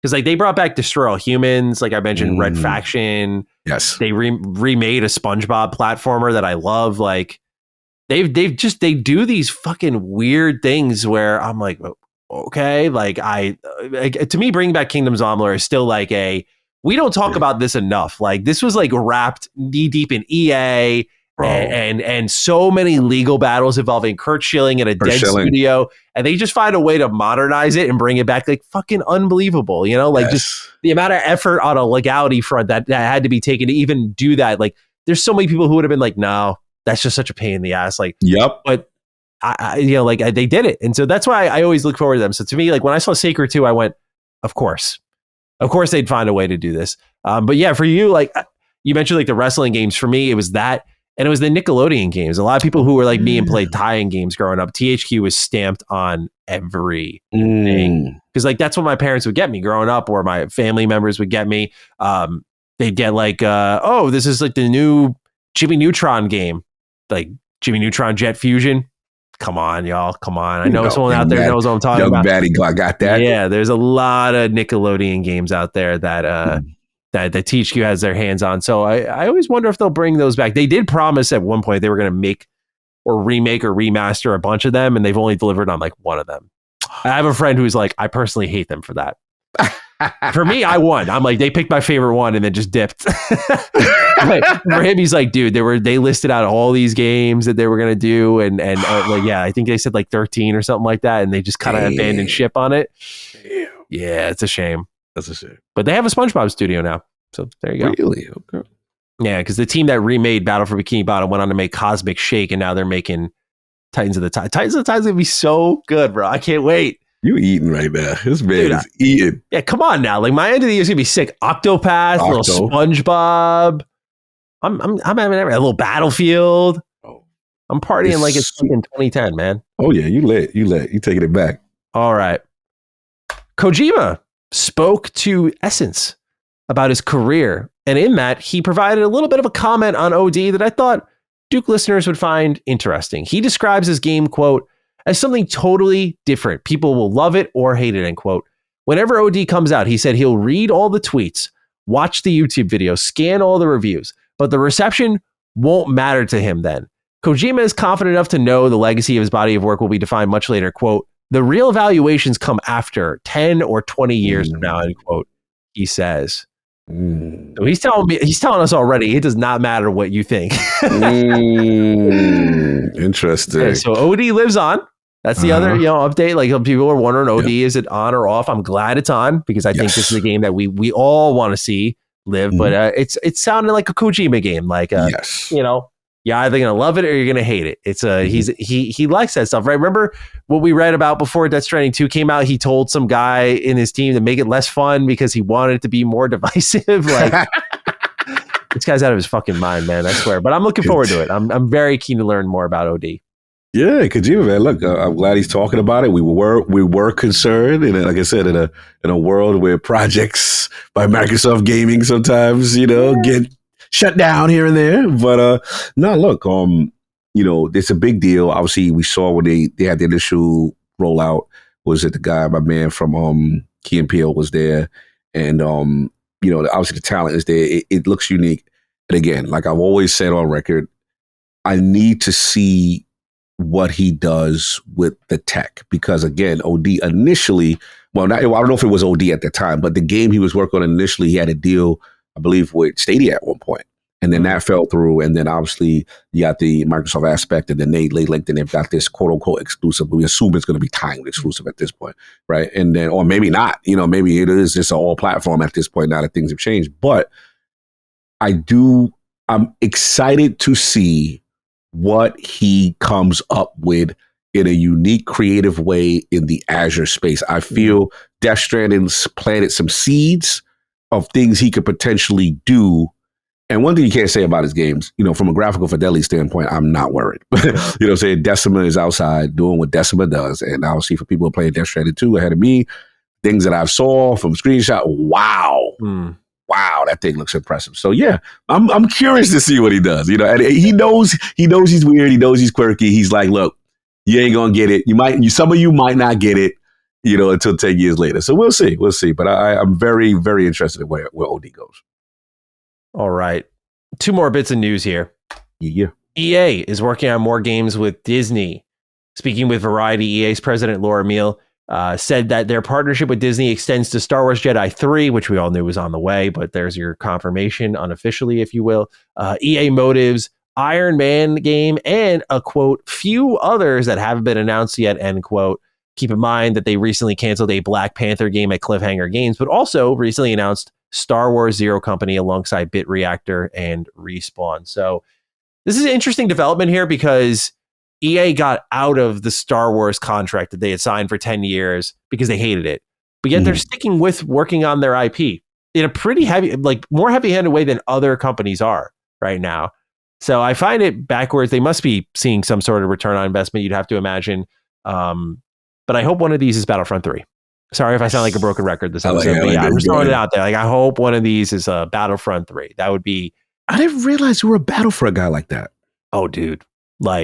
Grew up. So I have a whole story I could tell you about how I discovered Battlefront. I remember I was in 2nd grade, and I mean, obviously 2nd or 3rd grade, somewhere around then. But I remember loving Knights of the Old Republic, and I remember saying to a friend, because I had just seen episode 3, and I was like, yeah, I want a game where you play as the clone troopers. I think that'd be cool. And he tells me about this game, Battlefront. And this is as a kid, you had no internet or anything like that. So games are just myths. So I have to he tells me about the game. I think he didn't tell me the name that day. So I go back to school the next day. I'm like, what was the game? So I tell him, or he tells me, Star Wars Battlefront. I write it down. I give it to my mom. My birthday was coming up. Okay. And they found the game. They got it from me. It was Star Wars Battlefront 1 for the PS2. Okay. And I mean, dude, it was a dream come true. It was that was the magic of gaming as a kid, is this thing that was in your head that you're this has to exist somewhere. This would be amazing. Came to life. And so I've played hundreds of hours of Battlefront 1 and 2 easily. The PSP games as well. I love this series. I did not like DICE's first rodeo with it, the 2015 one. Right. That was hard. I think my review is called Heartbreaking Disappointment. And that's literally what it was. Yeah, it was so, because I made a whole series in 2012 or 2013 called the Battlefront 3 wish list. And it was just what we want DICE to put in Battlefront 3. This is before they even announced it. We were just this just makes too much sense. DICE has to make the next Battlefront. So everything was working out perfectly. It was yo, this is happening. DICE is making Battlefront. And it comes out, it's just not. I don't think it was very good at all. Just very little content, no single player story. A lot of these, Battlefront's a very arcadey shooter. So I think it was missing instant action, no galactic conquest, which is the series defining mode. It just had nothing that wanted to make you stay. It was literally a flash in the pan thing. Battlefront 2 was a redemption arc though.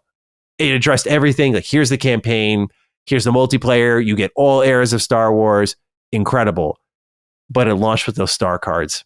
So it's another blemish on the game. Because it was this monetized progression system, peak EA, led to EA having the most downvoted Reddit post in Reddit. I do remember this now, yes. So now the game is in a great state, but I'd love to see a Battlefront 3 come out and just start strong. Battlefield 6 it up a little bit if that comment does not age poorly, at least from the outside looking in. But yeah, dude, this series is everything. I love Battlefront. I would love to see them bring it back and do a Battlefront 3. And you'd have to imagine this is something they're kicking around. If EA's still involved with the license, Battlefield 6 is about to come out, and they're greenlighting more games with Disney. I'm they gotta have something like this going, because Battlefront 2 was one of the best selling games. It was it was charting this year. This is a 2017 game, and it was charting on top 20 sales monthly because it had such a strong resurgence after Andor. Nice. That game is people went back to it almost on some 76 type energy because Andor came out. It's good, so people was feverish for a multiplayer. Big time. Nice. Big time. Andor was good, but also it just was it started with a rumor. Someone said that Battlefront 3 might never happen, so players just went back and started playing 2, and it started to sell a shit ton. There were reports saying DICE was seeing millions of players tune in.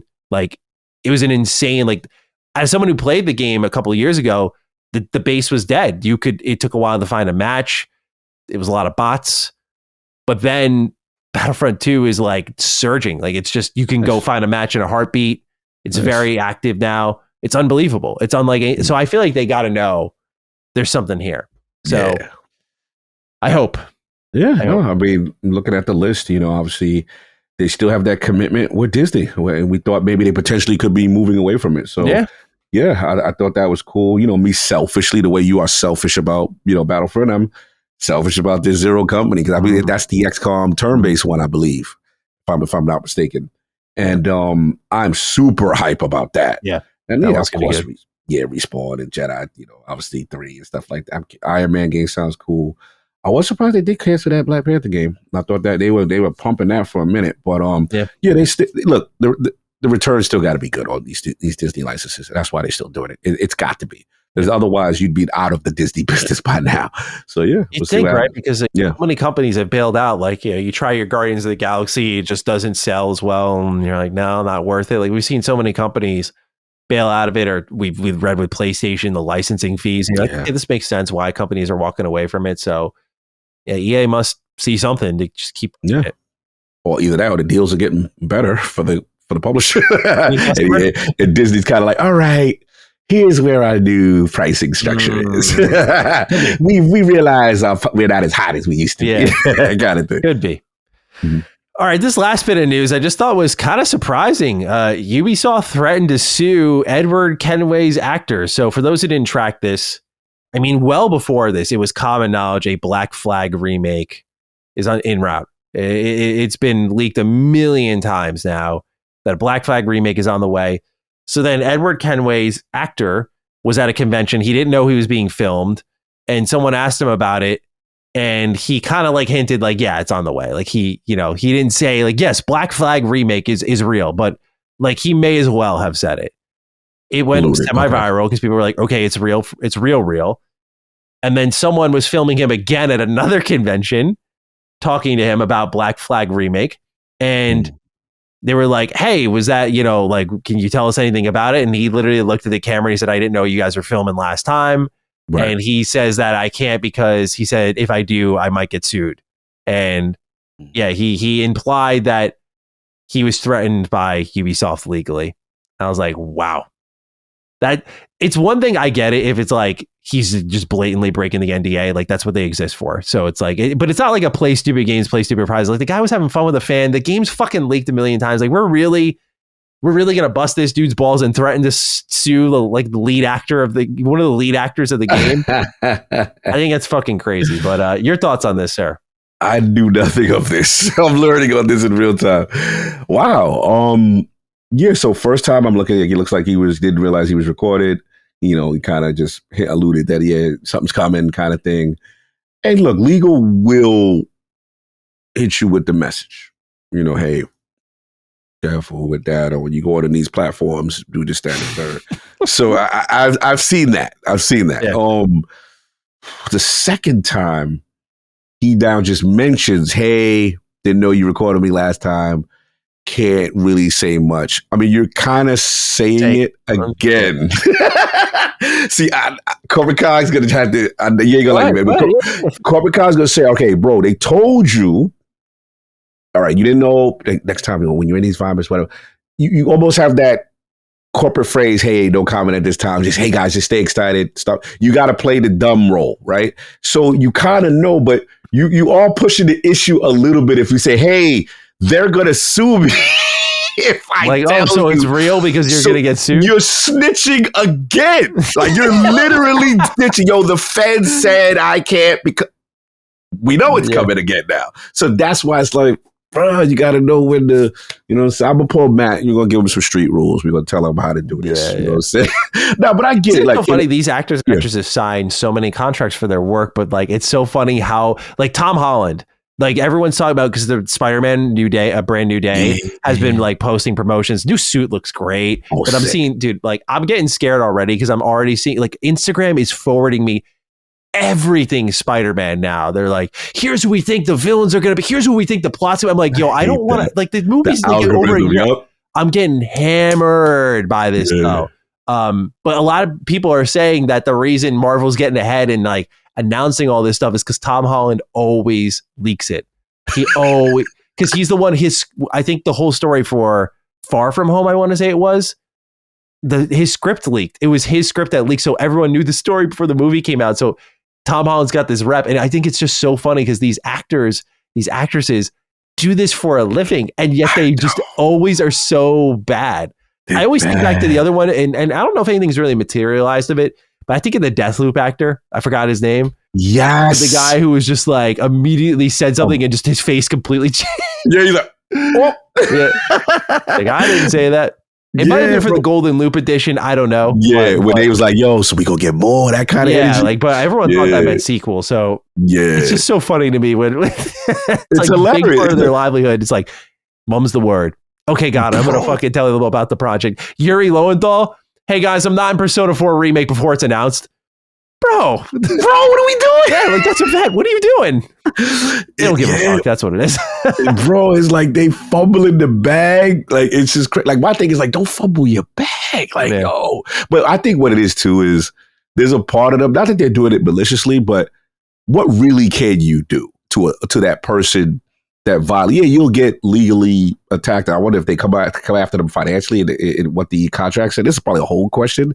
But it's funny that they can't control themselves, and they end up being the ones that leak this stuff. But yeah, man, you got to do better, man. Just no comment if you can. Don't fumble your bag, bro. Man, come on now. The big moment for you. Don't mess it up. All right, Cog. News over. Time to talk about what games we're playing. Headline of the show. Got to play, pardon me, a couple hours of Ninja Gaiden 4. Cog, you made the big excursion for this, so I want you to open us up here. Let's talk a bit about the Shinobi's trip to Japan. Yeah, now I can talk about it. So, business update. That's where I was. And again, shout out to PlatinumGames. Shout out to Team Ninja. Shout out to Xbox. But full disclosure, you know what I'm saying, for providing this opportunity to go check out the preview build of Ninja Gaiden 4, as well as talk to the teams. Talk with the director from Team Ninja, Hariyama-san, and then the young director from PlatinumGames, Nakayo-san. And man, you could see, I will say this, my observations, a lot of youthful energy at Platinum. I will say that. Very youthful energy. I also got a chance to remotely interview the art director, as well as the music composer and the level designer, the team level designer, Abe-san, who, and again, like, I felt so old. Like, everyone looks like, man, they looks like they're in their like late 20s. I'm like, this is like young, cool energy. And it was really surprising, but refreshing to see. Nice. And, you know, I asked a lot of questions, and, you know, to their credit, you know, you could see what they were going for. So, you know, I just want to get off the bat. One of the things that, to me, this is a dream collaboration. You know, you have Team Ninja who makes Ninja Gaiden, right? Like Team Ninja, the icons. And you got Platinum, we haven't heard from in a while, right? And we're like, hey, what's going on with Platinum? We don't know what's going on. They're in trouble. Like, there was a lot of energy with Platinum, especially, a lot of big names leaving them. Kamiya-san, you know, goes on. So it's just like, bro, what is the future of Platinum? So we hear the story that this is a co-development with Team Ninja and PlatinumGames on a new Ninja Gaiden game. So, you know, first question I had to go in on my interview, and I'm going to plug a little bit. Obviously, we have, as of the release of this show, you know, ILP will be releasing my full interview with Nakayo-san and Hariyama-san, as well as, you know, my experiences with the game and stuff like that. But, you know, I had to ask, I'm like, how does this happen? Because, bro, we haven't had Ninja Gaiden 3 since like 2012. Yeah. This franchise was dead. And the talk was, it really can't be replicated in the world right now. You know, like, that style of game doesn't translate in the world right now. So that was kind of the energy. The sales, is that what they were thinking? Like, yeah, I think they were just fearful of, and it just sat dormant. And then obviously there's legal issues, rights issues. And then let's be real, like, so this is where I got to give credit, man. This is the biggest surprise to learn. So I asked this question, how does it happen? So how I was told was the president of Team Ninja and the president of Team Platinum are good friends. Oh. Yeah, I didn't know this. So, right, they talk and they're like, hey, wouldn't it be cool to bring it back? But the logistics, the legalities, the finances, they just couldn't come together.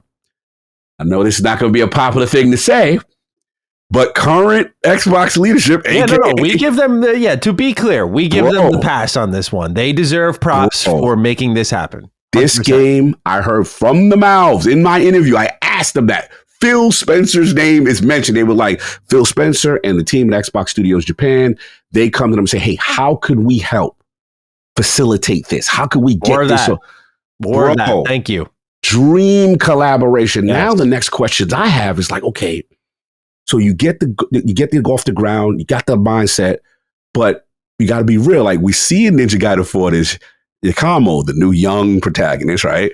And then you got Ryu Hayabusa, the OG. How do you do the synergy of a co-development when this game has legacy history? And some people going to be like, bro, I'm only here for this. What's up? You know, kind of thing for Ryu. And then there's other people who, Platinum. So speaking of Platinum, I learned a lot. And again, the Kyle side, look, I don't want to glaze too much, but this young kid has so much passion. And the thing I learned from him, he's a Ninja Gaiden diehard fan. He did Nier Automata. He worked on Bayonetta 3. Yes, sir.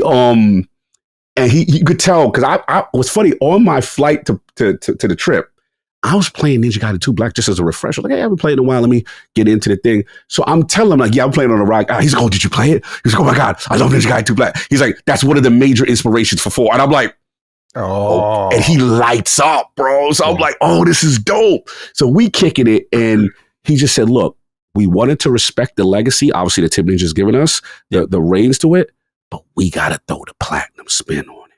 We got to throw the evolution of the franchise. And that's where he starts talking about the speed of the game. And that's where he's talking about, all the additions, which we'll get into the gameplay. But just want to, again, to finish my experience, I got about 2 to 3 hours hands-on. And I love when studios do this, to be honest. In PlatinumGames Studio, when they just say, go play. They leave you to your device. The only team I've seen doing this is Warhorse. Like, usually when you get to a demo, okay, you got 25 minutes, guys, and then, all right, you got to go, or whatever. Like, no, it's like 2 or 3, knock yourself out.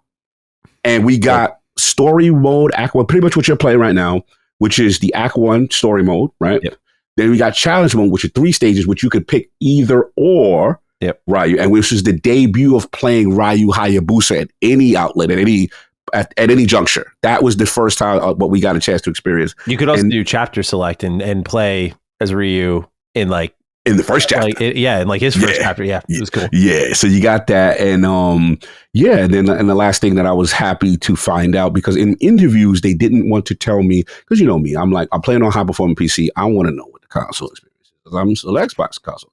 So I was like, hey, what's, and they weren't ready to talk about it then, but as soon as we got the preview bill, and then I spoke to Xbox Studios Japan off the record, but after the event, towards the conclusion of the event, excuse me, and they were telling me, bro, Platinum pushed. And they said this was very difficult. They kind of, I don't say they upset Xbox engineering, they upset the car. They were like, bro, we need 120 frames per second mode. Excuse me? They were like, this game has to have, we are going to fight you in this development process. Because apparently the game went through a bunch of iterations. And they were like, nope, if we don't have 120 or we don't have that frame rate mode, we don't feel comfortable doing this game. So if you notice when you play, you come on, you press the up, you see that speed, that running. Bro, so yeah, salute to them. And I have confirmed on Series X consoles, there's 120 frames per mode, there's a frame rate mode, which I'm assuming is a 60 frames, probably less resolution, and then there's a fidelity mode kind of thing. Sure. But yeah, I don't know where you want me to start as far as the game and stuff. Your experience, bro. All right, so yeah, let's get in the building. Got to play in PlatinumGames office, bro. So the office is clean. Mm-hmm. They have a lot of things that I want to tell y'all about that I can't take pictures of. I'm like, I shot the shot though. I shot the shot. I was like, so in a perfect world, this does well. You guys got a lot of IPs. I mentioned Astral Chain by name. Mm-hmm. I mentioned Scalebound by name. By the way, when Cogs filled me in, I'm like, did you ask about Astral Chain 2? Yeah, I was like, I need to know what's going on. Please fill us in. So I had to shoot the shot. Now, they respectfully dodged the hell out of that question. Mm-hmm. But I had to shoot it, y'all. I tried to do the Lord's work and hit the Dukes up. But my experience, again, so I'm jumping in for 2 hours. First thing I know about this game, bro, it is just so freaking fast. Yeah. it is just fat. And the tool set is so overwhelming. As a person who, all right, let me see how Yakumo plays. You know, the dual sword style, the in your face, the dismemberment, the bloodiness.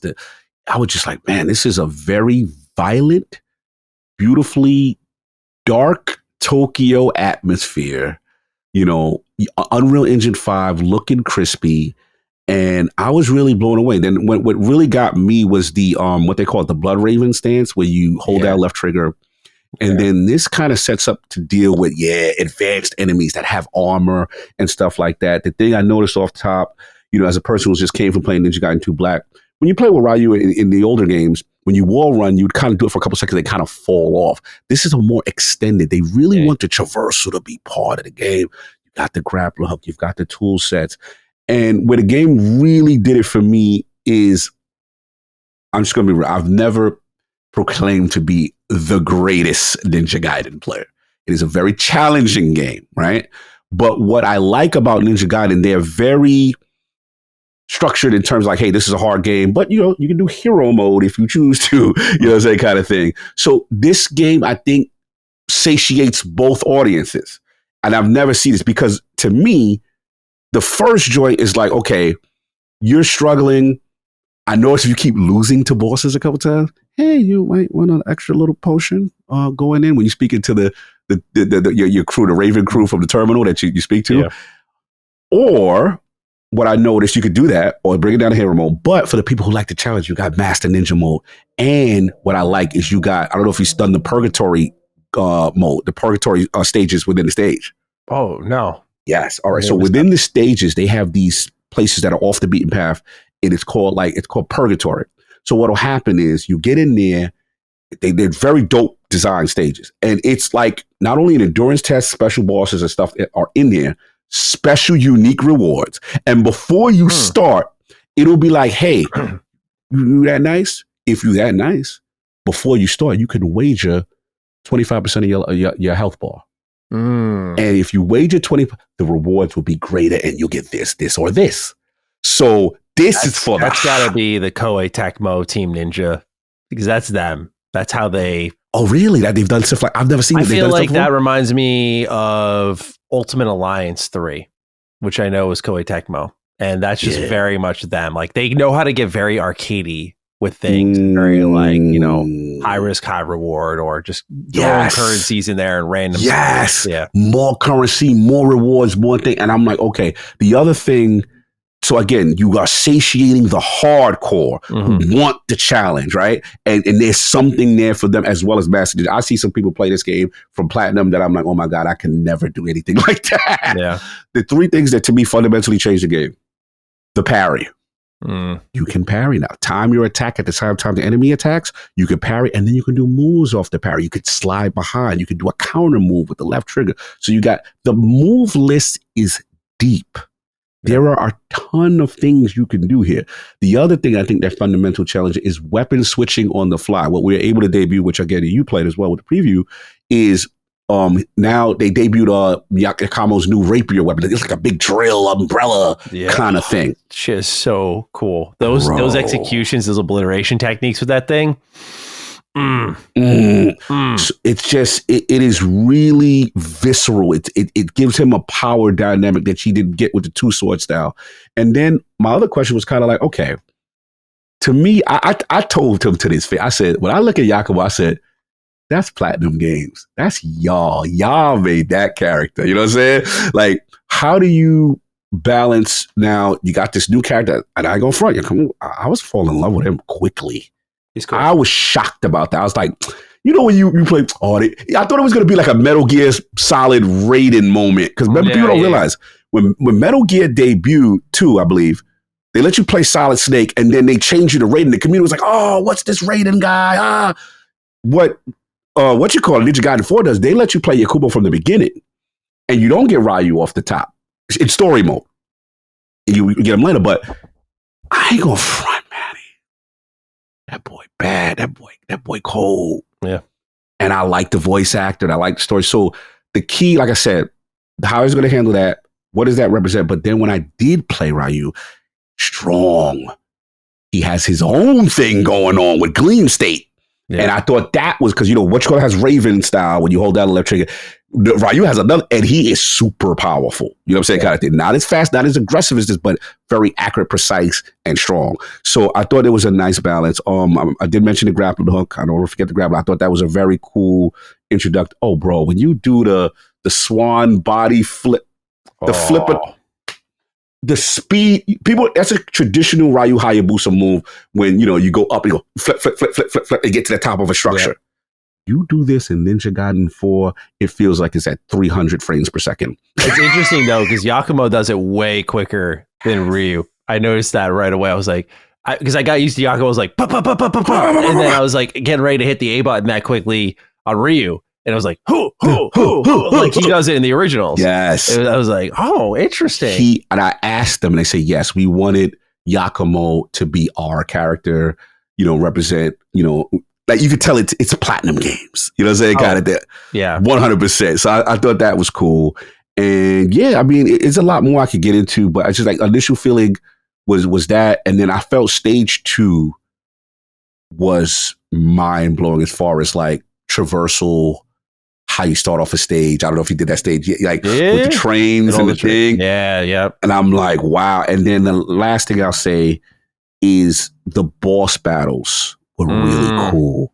The music ramp up. The music ramp up in that Act 1 for that. Oh my God, I had to holler at them. I spoke to the music director and I'm like, the way you guys are utilizing it felt like a very strong rock track or whatever it was. Yeah. But it changed. Vocals hit, I went. The vocals, the dynamism as the fight go. They was like, yeah, we wanted to add that. And again, all young people. I'm like, they look like Maddie's age. I'm like, these guys are geniuses. How are you this good and this talented at Platinum? Like new Platinum, bro. Yeah. Sick. So yeah, look, it's 3 stages, 1 challenge. Not play the whole game yet. But I will say this. If this is indicative of these 3 levels of how the rest of this game is going to be, we've got something special, y'all. I agree. We've got something special. So that's really, I'll add more in as you talk because I'm curious about your impressions. But I was blown away. Look, it was a long trip getting there, Platinum. So I was worried, like, damn, nothing's worse is that, you go to one of these events and the game is mid, and you got to be like, damn, it's okay. But bro, I almost scared them because actually after a couple, I just stopped playing. I started taking notes. And everybody else around me, journalists and all that stuff, they're playing out there. And I'm like, I was already convinced. And now I want to reconvene my thoughts because now I have serious questions I want to ask these developers when I get them in the room. And yeah, I was blown away. This is, again, a dream collaboration for me. I thought so far so good. They executed well. The game looks phenomenal.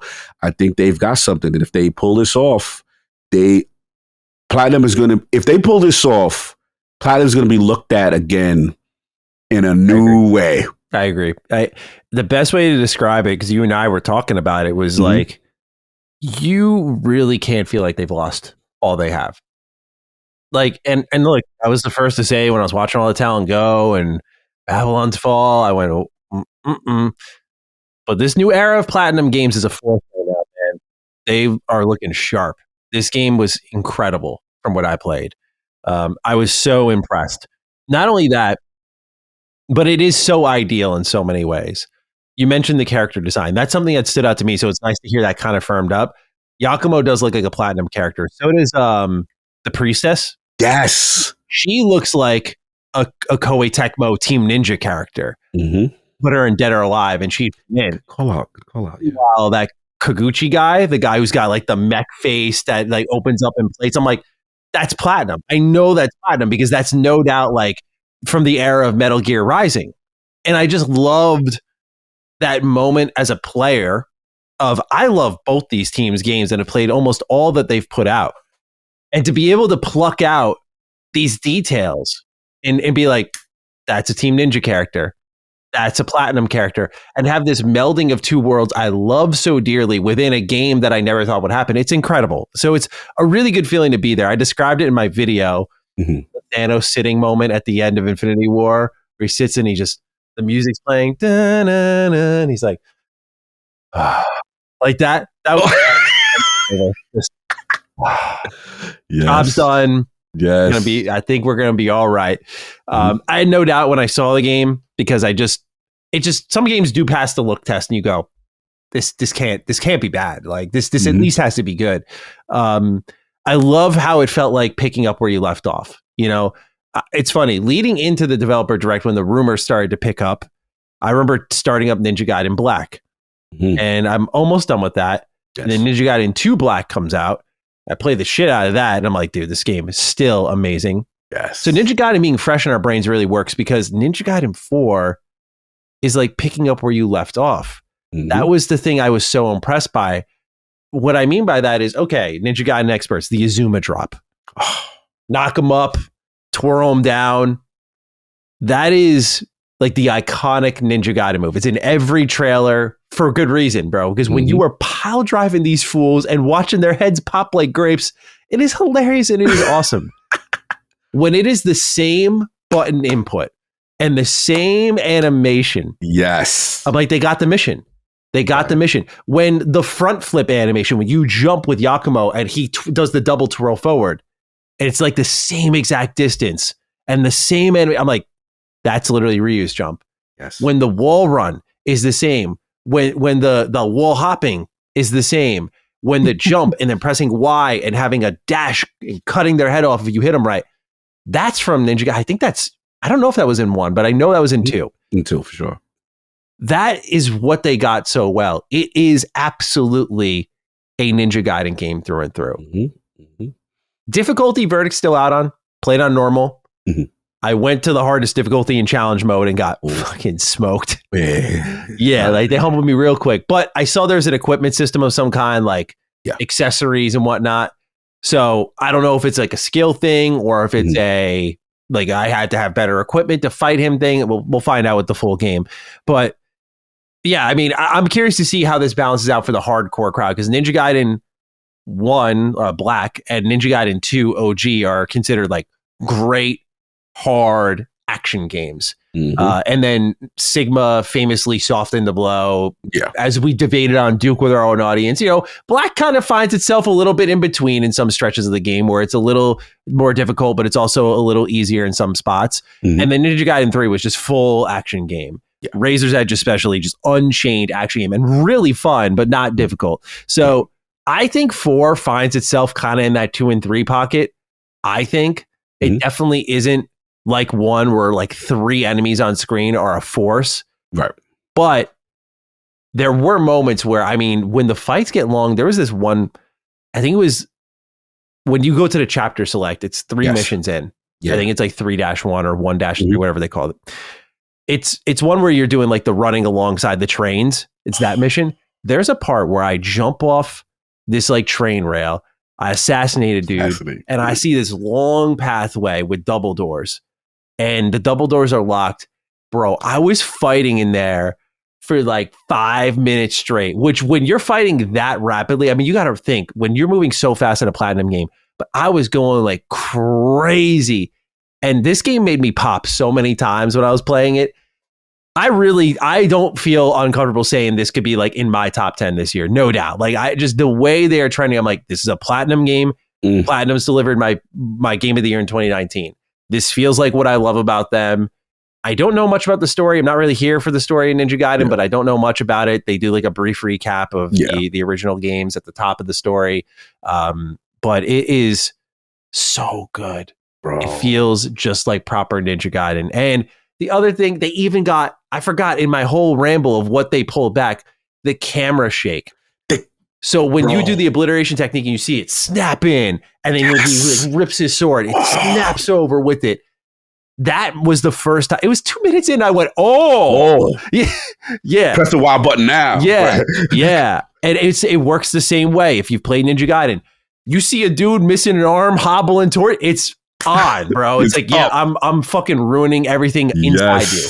Like that is what this game is. It is a true pickup from where you left off. They really, really deeply understood the mission. The enemies be like, my arm. Yeah, I know. It's so great, but it's the fucked up levels of them. And you find in Ninja Gaiden 2, like in Ninja Gaiden 1 it was usually like an arm, but in 2 it's like, bro, you'll cut them in half and they'll be like crawling on the floor toward you, and you'll literally kick them up with your foot so that they're like up on end and just. Yeah, again, some people might find it familiar, like in that, like that the animation sequence I just described. Like I did a million times in Ninja Gaiden 2, but there is something special about seeing a new character doing that, seeing Ryu do it again in these new settings and this new gameplay. I mean, just I'm stupid excited for this. I already was, but I had no doubts. But they are delivering right now. And I want to add on, because a lot of this ties into that new stance, right? Like they all have that, when you left trigger, you do the blood raven. There's that meter, right? And that meter basically is like, so you play regular traditional Ninja Gaiden to earn the ability to do these new moves when you hold down left trigger and strong attack and light attack. And these blood raven and gleam state techniques that both Ryu and Yakuza have are insane and are necessary when you get to harder account, at least bro. Like you're gonna have to break the stances of these bosses. You're gonna have to know the timing, and that's when the key comes in. You're like, okay, they're forcing me to learn these kind of things. I thought that was cool. You know, the shuriken obviously is still there, stuff like that. But everything you do to kind of build that meter was cool. The other thing that I asked them, what I thought was interesting, is that I was like, even though it's not a full-on stealth, I thought it was interesting they had assassinate mechanics. Yeah. I said, what was that? You know, the mindset about that. And Platinum was like, yeah, that was us. We want to add new things to the front. I'm like, yo, Platinum again. Everything fire was Platinum. I'm like, damn. And the run, the speed, the slide. And then what I like. Oh my God, yeah. Bro, the slide just changes the game. Again, you moving like a ninja with the speed of a ninja. That's the feel that when you play this game, the first thing you're going to say, this is the fastest, most fluid. I'm shocked they're able to pull this off on this UE5 engine on how it moved. But the thing for me, which is also, you know, a very rewarding feeling, is when you time the perfect dodge and you see the silhouette of your character weave and get out the way. And if you press down, you can get yourself right behind the enemy and then do, like, it's crazy, bro. Yeah. I was going to say, what I love about the perfect dodge in this game compared to other Platinum games is that in other Platinum games, it's like Witch Time and Bayonetta. Like when you perfect dodge, everyone stops and you just get that moment to wail. It's satisfying, but it feels a little cheap. I love that in this game, when you perfect dodge, it's maybe like this much of a second where it almost just slows down a hair of a second enough so that you can just observe. But there's no like, oh, I'm going to like hit him 4 times in a row. Win button. Yeah. There's no win button there. The only thing I didn't like, when I say didn't like, it's more like a, maybe I have to adjust to it. I didn't like the change to parrying being when you attack with their attack, because in the older games, you'd hold the block button and press the attack button and Ryu would literally like twitch his elbow. And like, if you timed it right, it was a legit like parry and then he just decapitate someone. In this game, because you're attacking so much, sometimes you'll be mid combo and all of a sudden you'll get knocked back.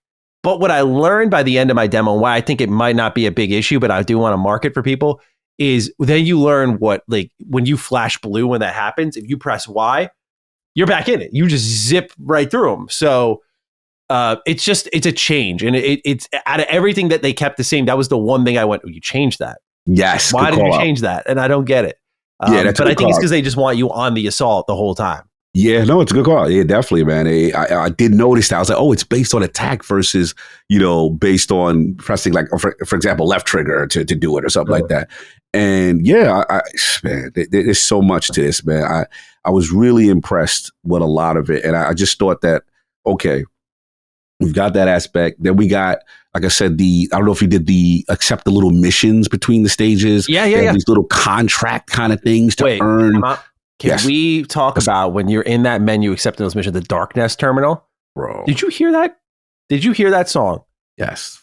Bro, I stopped moving and I just sat in this seat here and I just went, oh no. Like, they made great music. Like, dude, I'm not saying it's on like Astral Chain. Yeah, it's not. The Astral Chain was super vibe. Yeah, but like that was like, I was getting into the flow where I went, man, I forgot Platinum's music can really cook. All right, sorry, continue. I just wanted to we were on that wavelength there. I shot them the best. I was like, yo, whoever, because they were smart. I was like, who?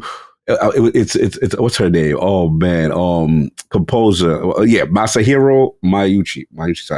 I was like, yeah, I did that. Like, the music is a vibe too. And again, it's all tonal. It's all cool. And usually I'm a person that don't like English dub too much, and I thought for the most part it was cool. Even Yakumo, like, he's a little arrogant, you know what I'm saying? Like, you know, I'll kill you, right now and whatever. You know, that kind of energy. But yeah, for sure. I like that Mission Turtle because what I realized is, again, for full disclosure, we had access to almost everything in this preview as far as movesets and stuff like that.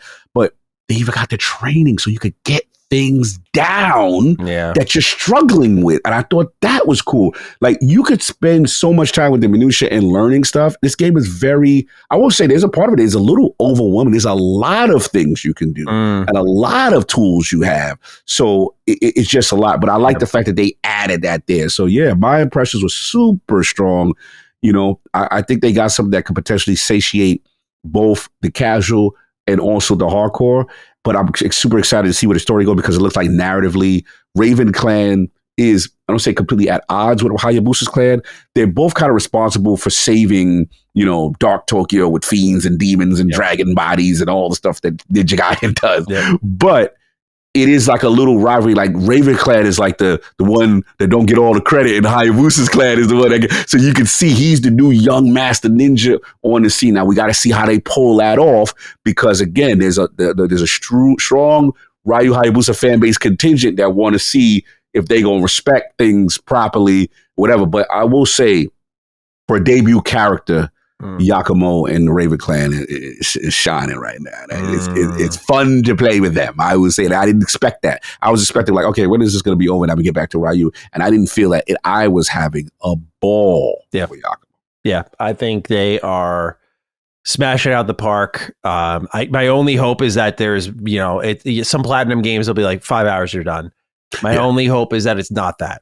Right. Because I saw it was like 6 acts long. Yes. So my hope is that those are, you know, it doesn't have to be a marathon game, but like 10 hours. Yeah. You know, 10, 12 plus like a challenge mode and stuff, which they do have. I'd be a happy camper, you know. Yeah. It's just a combat system that I honestly mid preview considered stopping because I went, oh my God, like I love this, but I couldn't help myself. Like, I know that's what I was feeling because I had okay. So for those who don't know, when we finished the demo, it sends you back to the main menu.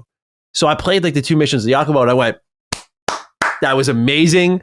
I recorded my preview and stuff. And then I went to download the B-roll they gave us. And I look and I see like Ryu Hayabusa mission I'm like, why are they giving me missions I didn't get to play? And I said, hang on. I go back to my Xbox, I fire it back up, click chapter select. And I see, I'm like, oh, there's more. And I had that moment of, do I need to? Yeah. I was like, I'm so sold. Yeah. I was like, okay, I think the audience needs to be filled in. I was like, let me sit down, play this. And I tried, I was in my head, I bargained myself. I went 15 minutes. Yeah. Dip my toe in the pool. No, bro. I went all the way. I couldn't help it. I was like, this is so much fun. This feels better than like almost anything I've played this year. Yeah, this feels so good. Try to police myself because I'm the same person. Usually when I'm sold, I'm like, stop. I'm good. Now I'll wait for full release. I don't need. But it was one of them moments. I'm like, oh, damn, I said you flew all the way out there. So you flew it. Yeah. So part of me is like, all right, bro, you got to play Ryu. You've got to see these other stages. And then I saw the other bosses, and I was like, bro, they had this second boss that was kind of like. He reminds me of like cybernetic Rhino. Remember Rhino from Spider-Man as a villain, but like a cybernetic towering version. Yeah. And I was in this crazy boss fight with this guy. And then you saw that chick with the umbrellas, yeah. And the area of effect and how you got to use the environment. And they had platforming within the boss fight. And I'm just bro, when I was like web swinging around there. So for those who don't know, you get this like grapple hook. And there's like one part. This is the one frustration I had with the preview. I went, why'd you let me record any of this, bro? I had so many clips that thousands of copies would have been sold off. Like my video alone, if people saw me web swinging along with a grapple hook, dropping down and just cutting dudes up, knocking them back up, and then Azuma dropping them again like that. This game just is it's a elegant dance, you know. Yes. It's a platinum game in that way. You know, you really do just jump from enemy to enemy, and it just is an incredible feeling. Like it is so good. It is. Yes. It really is. So I don't feel like I'm overselling it. Like I just can't state enough how much I think they've nailed it. And I cannot wait for Ninja Gaiden 4's full release at end of October. Too long from now. Too long from now. They've definitely given us the fever. Like we said, now we just got to hope they land the rest of the play. Because if the first couple of levels are indicative of how this experience is going to be, wow. Yeah. I can't wait. So we'll see, man. But yeah. Thumbs up so far for Ninja Gaiden 4. Crazy. Well, it was the week of the Ninja, so I'd love to hear from you on what you were playing next, sir. All right. So this one was big because, you know, obviously all the talk right now, and shout out to, I think it's Game Kitchen with Ninja Gaiden Ragebound, right? Yeah. All the talks have been Ragebound. Reviewed really well. Which is really well. And I'm like, okay, I jumped in that. First of all, these games are Ninja Gaiden Ragebound and obviously Shinobi, the demo that's dropped. These are perfect handheld games. Let me explain that to y'all. If you want to really play on handheld, man, this is beautiful to play. So I've been playing Ragebound. I'm like, all right. Yeah, man, they got it. Oh, by the way, Platinum, the guy said he's like, yeah, I'm looking forward to Ragebound too. He's like, Nakao-san, he's such a Ninja Gaiden fan. He's like, yeah, I'm hyped for that too. I can't wait to play as soon as I finish interviewing with you. And I'm like, okay. I love the kid, man. I'm telling you, that kid, if they nail this is my prediction. I forgot to say this during the Ninja Gaiden part. If Ninja Gaiden 4 nails this and it does well, mark my word, that kid is going to be the next something. That I'm telling you, for him to be that young as a director, and the studio themselves will tell me like, hey, we got to tell him to calm down. Like he's doing everything. We want to get, like, he's so committed and the passion is so there. Like, I think they got something special with this kid. I did some research on him. I heard the only reason why he took the job was like, he's such a fan of the Ninja Gaiden, he wanted to work on one. So look, y'all in good hands if he nailed this. But anyway, back on point to the Ragebound and you know what was going on. So I'm playing. I'm like, man, this is so good. And then there's a part of me this is the Sega kick said like, damn, man, Ryu and Ninja Gaiden upstage Shinobi. Damn, it happens again. Like, you know, like old NES, Genesis, Sega energy. Like, oh man, they got, because it's that good a game, right? So then it's part of me is like, okay, you played a little bit of the demo when you were at Summer Games Fest, right? That classic story. Is it now you had revisionist history? You need to see it and play because it's been so long to see what it is. Man, Maddie, I threw that Shinobi on. And I'm not trying to be cocky. I know I am biased. I know I'm going to say, bro, I said, I bumped it. I was like, first of all, let's just talk on the fidelity level first. This is the most painterly, handcrafted, beautiful animation. When you see Joe Bosashi moving and the cloth in his ninja suit is moving, the animations, I'm like, it's not. And then I said, let me not be biased. I said, Attic, you have no dog in the fight. Do me a favor. You have not played any of these 2D games at all. Download Ragebound, play that, and then download Shinobi Art Adventures. The demo's out. You know, play that. And what's funny is he was like, yeah. he was like, don't get me wrong. He's like, Ragebound, I'm getting it. He started to get into it. I was like, he was like, yeah, this is kind of great. Now, granted, it's just a demo. Ragebound has a full game. Ragebound is an amazing game. Let's be clear. Game could tremendous ode to the old NES joints. I will never disrespect Ryu Hayama. I mean, the Ninja Gaiden franchise, and this is kind of a prequel. But what they're doing with Shinobi right now, it's just, it's this is what I knew. Shinobi is not known for platforming. Maddie, they could have gave me a Revenge of Shinobi game, which is a classic side scroller. You just throw your ninja stars here and there. You go to the next stage. You go from high level to low level. I would have been good. I'd have been like, yo, they just did a faithful. They kept the spirit. No, bro. This also has Metroidvania aspects. This has, I'm going to say something very controversial. This has Ori level platforming at times. Oh, hell yeah. Bro, when you press that ninja burst in the mid-air with the right bumper to burst, then you have the combat when you fight the enemies. Obviously, you have your shuriken from long range. But when you use your sword combos, they have many combo skill trees, things you can learn and unlock. But when you hit someone and then you press, I believe it's the right bumper to do, it's called the ninja flip, where you bounce around them. And now you could do evasive combos to keep the flow going. Then you have, the levels are so big. First of all, the traversal, him walking up, climbing up atop the roll. He can't climb all the way like Ragebound. He could just stay on the wall. Yeah. He does it for a couple seconds, then he could jump up, but you could platform from side to side. Then you got the ninja burst. Then you got the double flip. Then you got, he got the grappling hook. Did you get the grappling hook yet? Oh, yeah. did you do the stages when you going through the Yeah. and you Spider-Man? And I was like, what is this? This is not what Shinobi's known for. I'm like, oh, you got the nerve? The audacity to try to make this a good platform game. Really, Lizard Cube? Really? Okay. Bro, then you got obviously the boss fights and stuff like that, and you got those couple mechanics and stuff. I'm not gonna say I will give Ragebound, their boss fights were really fun. I'm not gonna hold you. Yeah. I can't. I'm not very going mechanically. Yeah, very mechanic. Ninja Gaiden is always historically known for challenge, and I will always give that over Shinobi. That's a fact. I won't take that. But I was just impressed. And bro, it was. You got the Nimpo, right? You got the Ninja. You got the one of the best features in the game. The executions.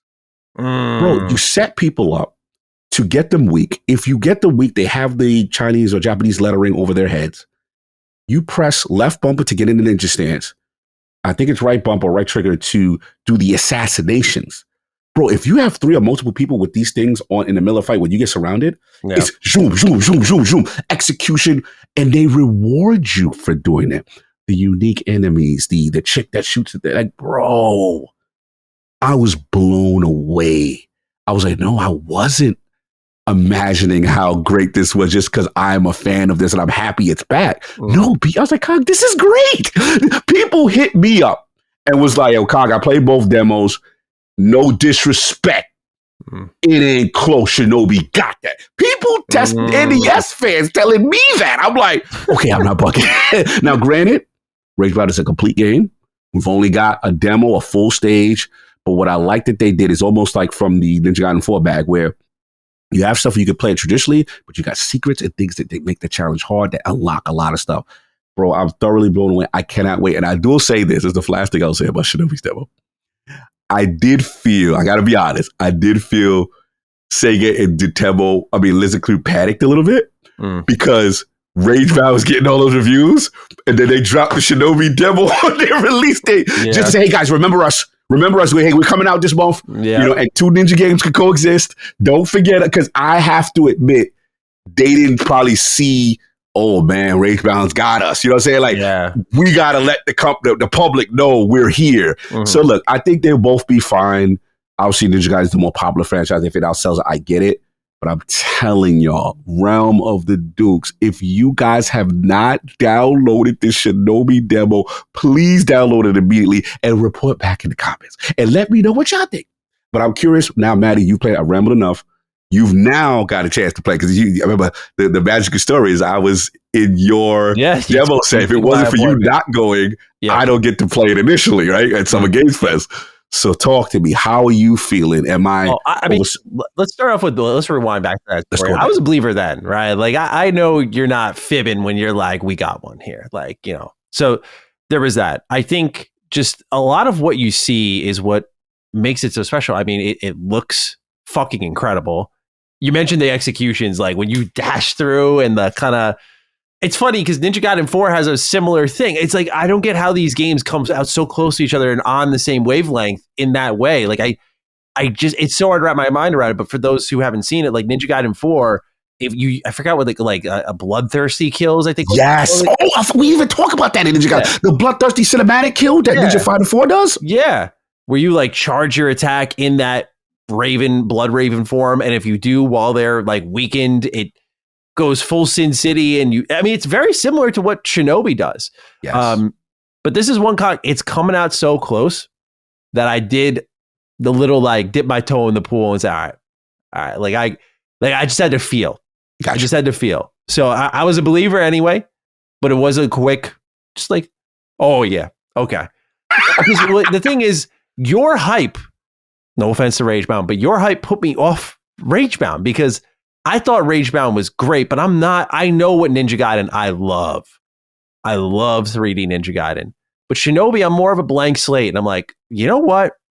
From what I saw, I feel like that speaks to me more. And picking it up, I went, okay, I think this is because I played the demo for both now. Right. But I will say I kept it very brief on Shinobi because, like, again, if it was coming out further away, sure, but like a couple weeks, and I was like, nah, I'm going to wait. I'm going to wait it out. Fair enough. Yeah, dude. Awesome stuff. And so I'm very happy for you. Thank you, bro. I this is growing man tears for me because, the reason why I get so y'all know the history, you know the story. I've said it a zillion times. My name, the whole thing, the first Sega game, the first arcade game. Also, little thing, by the way, yes, to add to your story. If anyone watches the video version of the podcast, whenever Cog imitates a ninja, he always goes like this. And if you play Shinobi, you'll see who runs like this. Bro, it's such a full circle moment. And I get that full disclosure. You know, I can say it now. I'll debut it for the real dukes. Like, I will be interviewing Ben Fouquet, the lead designer of Shinobi Art of Vengeance. That will be coming soon. And you know, bro, the fan service, the love, you can see it. But again, what I was trying to get at is this. When you love something a lot, you always worry that, especially with you with Fallout, right? A new Fallout's come. Like, you know what this means to you, and you know every nuance and everything. Yep. And there's something to be said when the early viewings of something far exceeds your expectation. Yeah. I came in humble, usually expected to get disappointed. Usually people, when I'm too hype about something, you feel it's going to reach that apex. And this was one that I'm like, oh my God, not only they doing it. And then if you saw like the end of when you beat it, they'll give you clips of like future stages and things that there are such little touches. I can't wait to ask him that I could tell he's played every Shinobi game. When I see the animation of a young girl with the tied up hostages, that's Shinobi 1. When I see, the dog and he's riding the dog and he's using that's Shadow Dancer. Like, you can see the love and care for the entire lineage. I'm like, I saw a boss, again, this is really geeking out, I said, they rebought Boss 3 from Shinobi 1. It's called Mandara, which is one of the hardest bosses in Shinobi history. I was like, Mandara's back. So again, and then voice acting. I was like, why is this game has voice acting? And Sega, bro, they got some money to blow after Sega, Persona, Sonic. They got money to spend on old Shinobi now. Only negative. Shout out to my boy Jimmy who brought this out. This is actually for Ragebound and Shinobi. Why the hell aren't these games Xbox Play Anywhere? What the hell is going on? Especially this is a Sega game. What's up with that? Yeah. Like, I played the demo on Steam because I was like, I'm playing this on the plane. I don't care what nobody said. I ain't waiting for them to get home. But yeah, I was a little disappointed that these are not Xbox Play Anywheres. And I'm like, these games need to be. So I'm hoping that changes. But so far, so good. Strong first impressions. Please, I'm dying to get more feedback. And people check me like, hey, yo, don't get me wrong. I love Ragebound. I'm curious. I want Ragebound crew to be like, yo, Cog, I like it, but no, Ragebound this. And stuff like that. I'm curious because I don't want it to make it just about a competition, but I like to hear from people who play both what they were. And I noticed you said kind of similar. You were leaning to what I said, like, hey, you're more of a 3D Ninja Gaiden guy anyway. Yeah. But I'm just curious about the 2D guys, how you guys are feeling. Like, I can see a world where Colin is a person who really likes Ragebound more than Shinobi. Because I feel like his love of OG Ninja Gaiden is probably stronger than anyone's, right? Absolutely. So, and it's a love letter. Yeah. To literally, when you play Ragebound, it's the prequel to how Ninja Gaiden went before NES came. Yeah, it's so cool. Yeah. All right. Well, last game I got to talk about here, System Shock 2 Remaster. Ooh, let's get it. Yeah, this is one. Shout out to Jason Plansky, Atari, Night Dive, setting up the code for this one. Was really excited about this one when it got announced because it's on my when I made my whole gaming schedule thing. I had a list of backlog games. This was on it. And your boy's interviewing people, so it might be a good time to do a little bit of homework. So I thought this is a good time to play a little System Shock 2 Remaster and just get deep into the mind of Sir Ken Levine. I've had the opportunity to play BioShock 1 and a lot of times. Infinite, I haven't replayed that much though. But I love the series as a whole and just deeply respect what Ken did. But all I hear is how System Shock 2 was incredible for its time. And that like, it's basically BioShock in space. So I fire it up. I got to say tutorial, not great. I'll put that out there. We were not cooking with the tutorial. It's a lot. It's an old game. It's a lot. I mean, if you've never, again, for those who have played it before, you'll probably be like, what? Not that bad. But as someone who knew nothing about this game going other than BioShock in space, I was very caught off guard by like the in-depth tutorials and the text boxes that I had to read. It was a lot. There's like your PSYOP powers. There's your tech powers. Like in BioShock, for example, you can just hack, right? And it turns hacking into a mini game. But in this game, it's very heavy RPG elements. So it's like, what's your hacking skill? And what's your like software skill? I mean, there's so many things that I'm still learning. I'm only like 3 or 4 hours in right very now. Obsidian-like. Yeah, very deep RPG, which I was like, wait, great. This is BioShock in space and an RPG. Relax. You know, and there was also, I think it was in Marine training. So like, you can't just equip a gun. Like your skill of standard weapons has to be up. Like if you have standard 1, you can use the pistol. If you have standard 2, you can use the shotgun. And then there's energy weapons. So there's a lot there. I was like, oh, there's a build. So I'm doing like, I don't even know, man. I can't even tell you all about my build because I'm still wrapping my head around all of the systems. But it's definitely one of those like, fuck it. I'm just kind of building what I think works for me in the near term, and I'll just figure it out as I go along. But getting past that tutorial and just submerging myself in this game, it really is BioShock in space. I mean, from the audio diaries, like top left corner portrait, I found this strange code to this safe. It must be in the rehab facility, like some shit like that. It's like, you know, the pondering to yourself everywhere, the written notes everywhere, interactive objects everywhere. Like you have the circus of values thing from BioShock, like the vending machine. They have vending machines aboard this space station as well that you can also hack. Like every little thing that was in BioShock 1 is found here, except BioShock 1 isn't a hardcore RPG. So I've just found that I'm playing it through that lens, and I'm finding it so fascinating. I'm like, I wonder what made Ken go like System Shock 2, you know, hardcore RPG, and then not watering it down narratively speaking, but like streamlining, rethinking, making it more accessible. It's definitely not as accessible as System Shock 2. But look, man, this game's got atmosphere for days. It really is that style of game where like, dude, you're on the Von Braun. This is a massive spaceship. It's a big scientific achievement for humanity, or a technological achievement for humanity. You're roaming this ship. Something's gone awry. These crazy, creepy dudes are walking around with like completely changed like faces and bodies, and they've lost their mind. They kind of look like the Flood in some way from Halo, but they're just totally messed up. There's monkeys with their skin missing, so you just see their brains. So you could tell this is where like the psi powers come from, because they shoot like telekinesis at you and whatnot. So you could tell like, oh, it's just, again, it's perfect in that way where you get all these narrative details just by playing the game. Like, oh, the monkey brain is missing. The monkey is using psi powers. I'm hearing audio diaries about bringing monkeys on board to test them. This is the story, and that's an enemy type. But it's just incredible atmosphere. You know, you're walking around, it's just dead silent, just your footsteps. You look out the window, you see nothing but stars. Like you're just trapped in trying to figure out what's going on. And just like Mr. Would You Kindly in BioShock 1, you got someone barking in your ear the whole time in System Shock 2, telling you, go do this. Good job. Now go do this. Good job. Now go do this. And I'm like, oh, I think I know where this is going.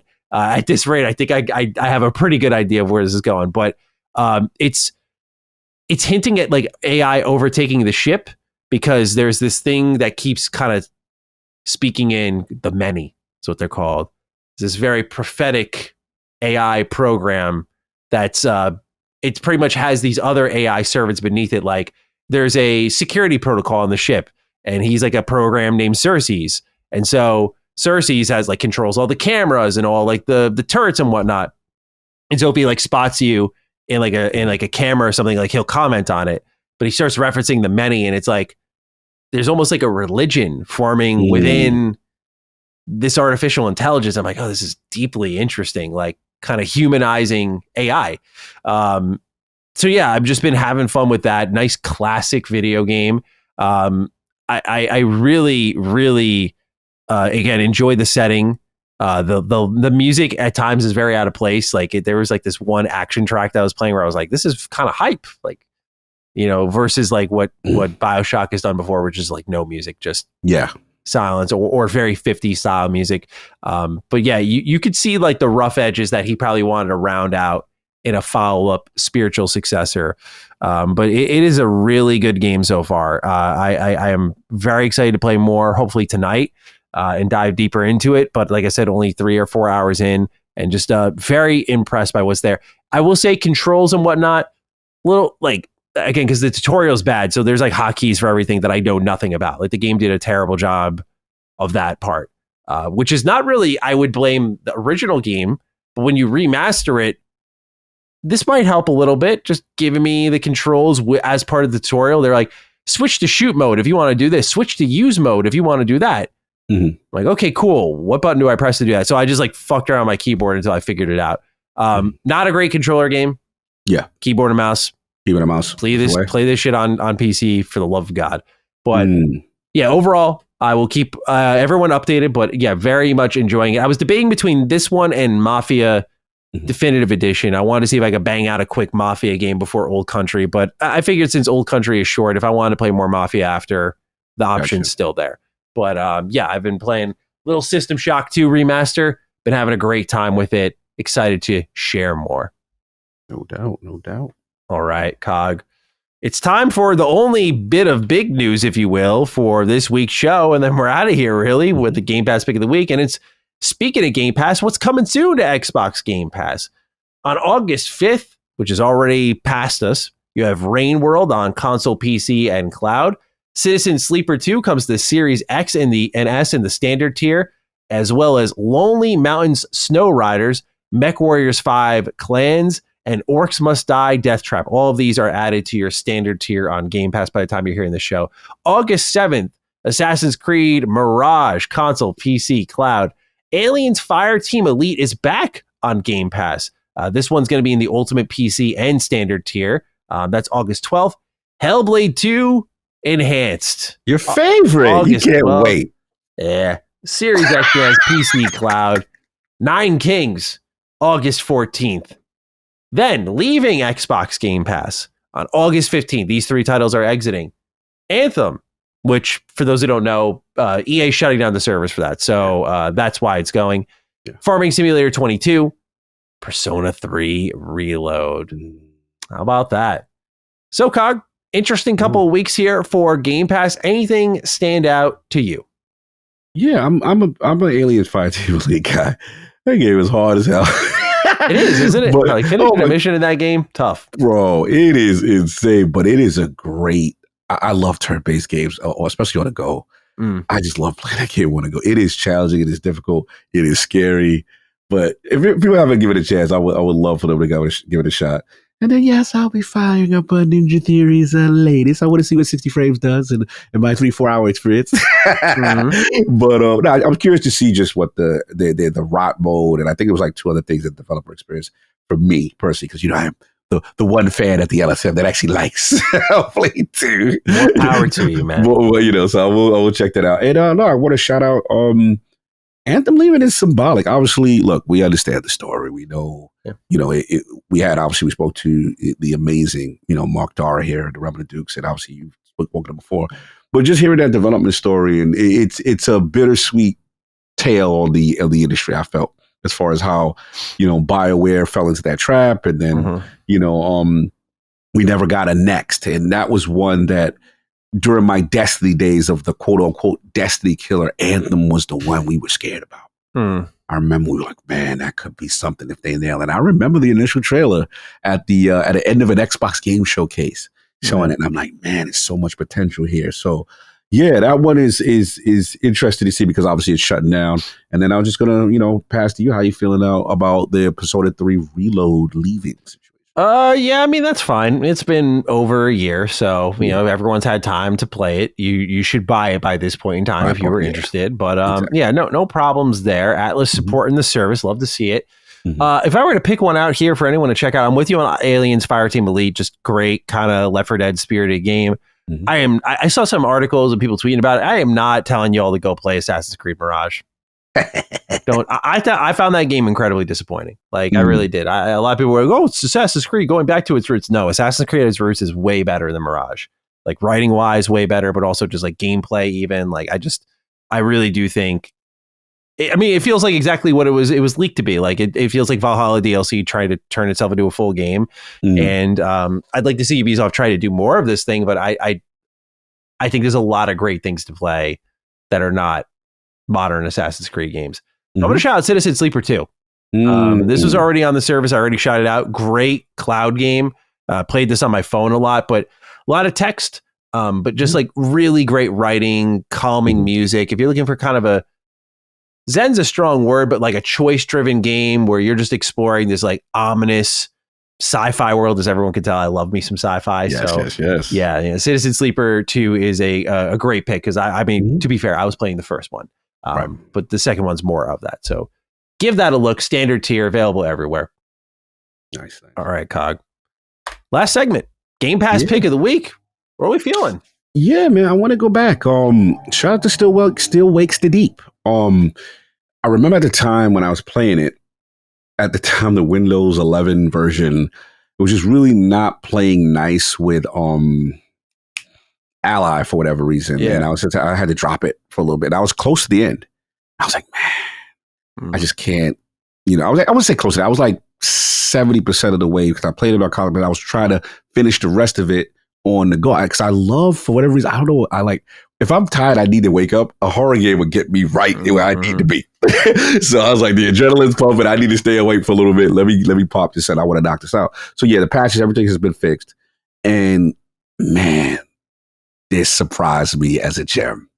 This really surprised. I told people already about, I believe it's, or I butcher the language, Scottish. I believe it's Scottish actors, voice actors. Again, the most natural voice acting on an oil rig, which I think is a unique scenario. And then if people watch horror films, there's a movie called The Thing. And The Thing is kind of what happens when it goes wrong with a crew of people. And, your man might end up being the monster or monsters, plural kind of thing. And I just thought it was so well done. And then the mechanical nature of the game where, everything you're interacting with an oil rig and flipping this switch and doing this. Then there's platforming. You got to hang on, get away. And then there's an inside-outside portion. Then there's swimming. There's underwater when things get flooded. And there are NPCs that are alive trying to fight for their lives with you during this whole calamity. That's crazy. Yeah. So it's such a cool game. And the main character, Kaz, again, he's talking all through. Christ, what the hell is going on? What the fuck? Like he's, it's that energy. And I'm like, yo, I love that. You don't hear that language. But I told you, Cog always loves when you hear different things, different cultures. I love that stuff. So I'm like, yo, this is like real talk Scottish. This is that construction worker on the docks. Or, you know what I'm saying? Yeah. That kind of energy. And I'm like, oh, this is the real dialect of the people. Yeah. You know what I'm saying? In this type of scenario where everything has gone crazy. So I want to say they landed the plane, bro. And I'm like, man, this is kind of sad when you realize what has happened in this calamity that's on this oil rig, and your character makes a very powerful decision. And it nailed it. I'm like, great. So then I'm like, all right. So I did that. So that's why we're recommending. Now, I do have to be honest now. They do have the Siren's Rest DLC that is now out.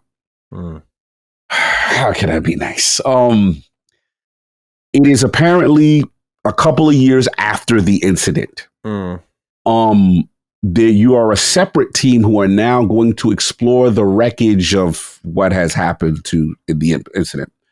And, for the loved ones or whatever. And was it necessary? Probably not necessary. Not. But they really changed the whole game. This has now turned into deep water scuba diving the game. And I'm like, this is not what we played this for. Like, all right, cool. Now, I'm like, well, maybe they're going to really answer the non-answered questions about entities and phenomenons and what has happened. Get a couple of memorabilia here and there. And I'm just like, okay, nothing's really explained. And yeah, you have, the jump out your seat moment on certain things, but it's just like, it could have, for $12, y'all, Chinese room for $12. Really? This could have been a fire. I don't know. I didn't feel this was that necessary. It was an excuse for me to fire it up, which I was happy to go back to Still Wakes the Deep. So again, for those who have not played base game Still Wakes the Deep, please play that. Yeah. You owe it to yourself. And it's not that long. Maybe 8-9 hour experience, but some challenging stuff, tension moments, hard on your seat stuff. I still recommend this game if you haven't played it. Siren's Rest, okay. Maybe if you want a little more. If you want a little bit more, you want a little extra thing, but to me, it was unnecessary. He really didn't explain nothing. So but I want to give them credit. I believe it's the Chinese Room is the name of the developer, I believe.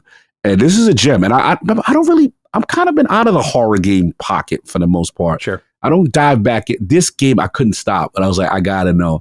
And that's due to how great it was and how well the acting and stuff was. And I really connected with this crew and everybody involved. So yeah, still Weeks of D. I still advise people get in there before that thing goes out of Game Pass and give it a shot. Right on. Okay, great Game Pass pick of the week. It's time to wrap this bad boy up, Cog.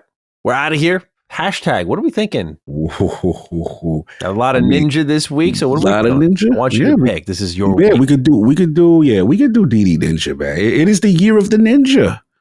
It is the year, baby. I'm eating well. Bro, I got Black at the top of the year. You know what I'm saying? I got, Ragebound, Shinobi Art of Vengeance, 4 at the end of the year. Yep. Quote unquote, Ghost of Yotai flirting, right? You know what I'm saying? Like, close enough. I'm chilling. Like, I get everything I want. There's nothing no one can tell me about Ninja Games, a lot of the revitalization to the genre, and it's super dope, man. So yeah, I gotta go DD Ninja. Right on. All right, ladies and gentlemen, you got to the end of this episode. Use the hashtag DD Ninja. You can use it in the comment section down below. Let us know your thoughts. Otherwise, we're on Twitter. I'm at G27status. Cog is at Lord Cognito. You can find us over there. Otherwise, Cog, it's been another fantastic show with you. Ladies and gentlemen, we're out. We'll see you for episode 241 of Defining Duke, an Xbox podcast. But until then, take decent care of yourselves and peace out. Defining Duke, an Xbox podcast, is a product and trademark of Last Stand Media and Colin's Last Stand LLC and is recorded from the United States of America. The show is conceived by Matthew Mr. Matty Plays Schroeder and me, Colin Moriarty, and is written and produced by Matthew Schroeder. Matty's co-host is Barry Lord Cognito Eversley. Defining Duke's executive producer is Dustin Furman. All of Last Stand's theme music is by Ramon Narvaez. As you know, all of Last Stand Media's shows, including Defining Duke, are fan-funded on Patreon at patreon.com/laststandmedia. The following names are at the producer support level on Patreon, and we're thankful for your kindness and generosity.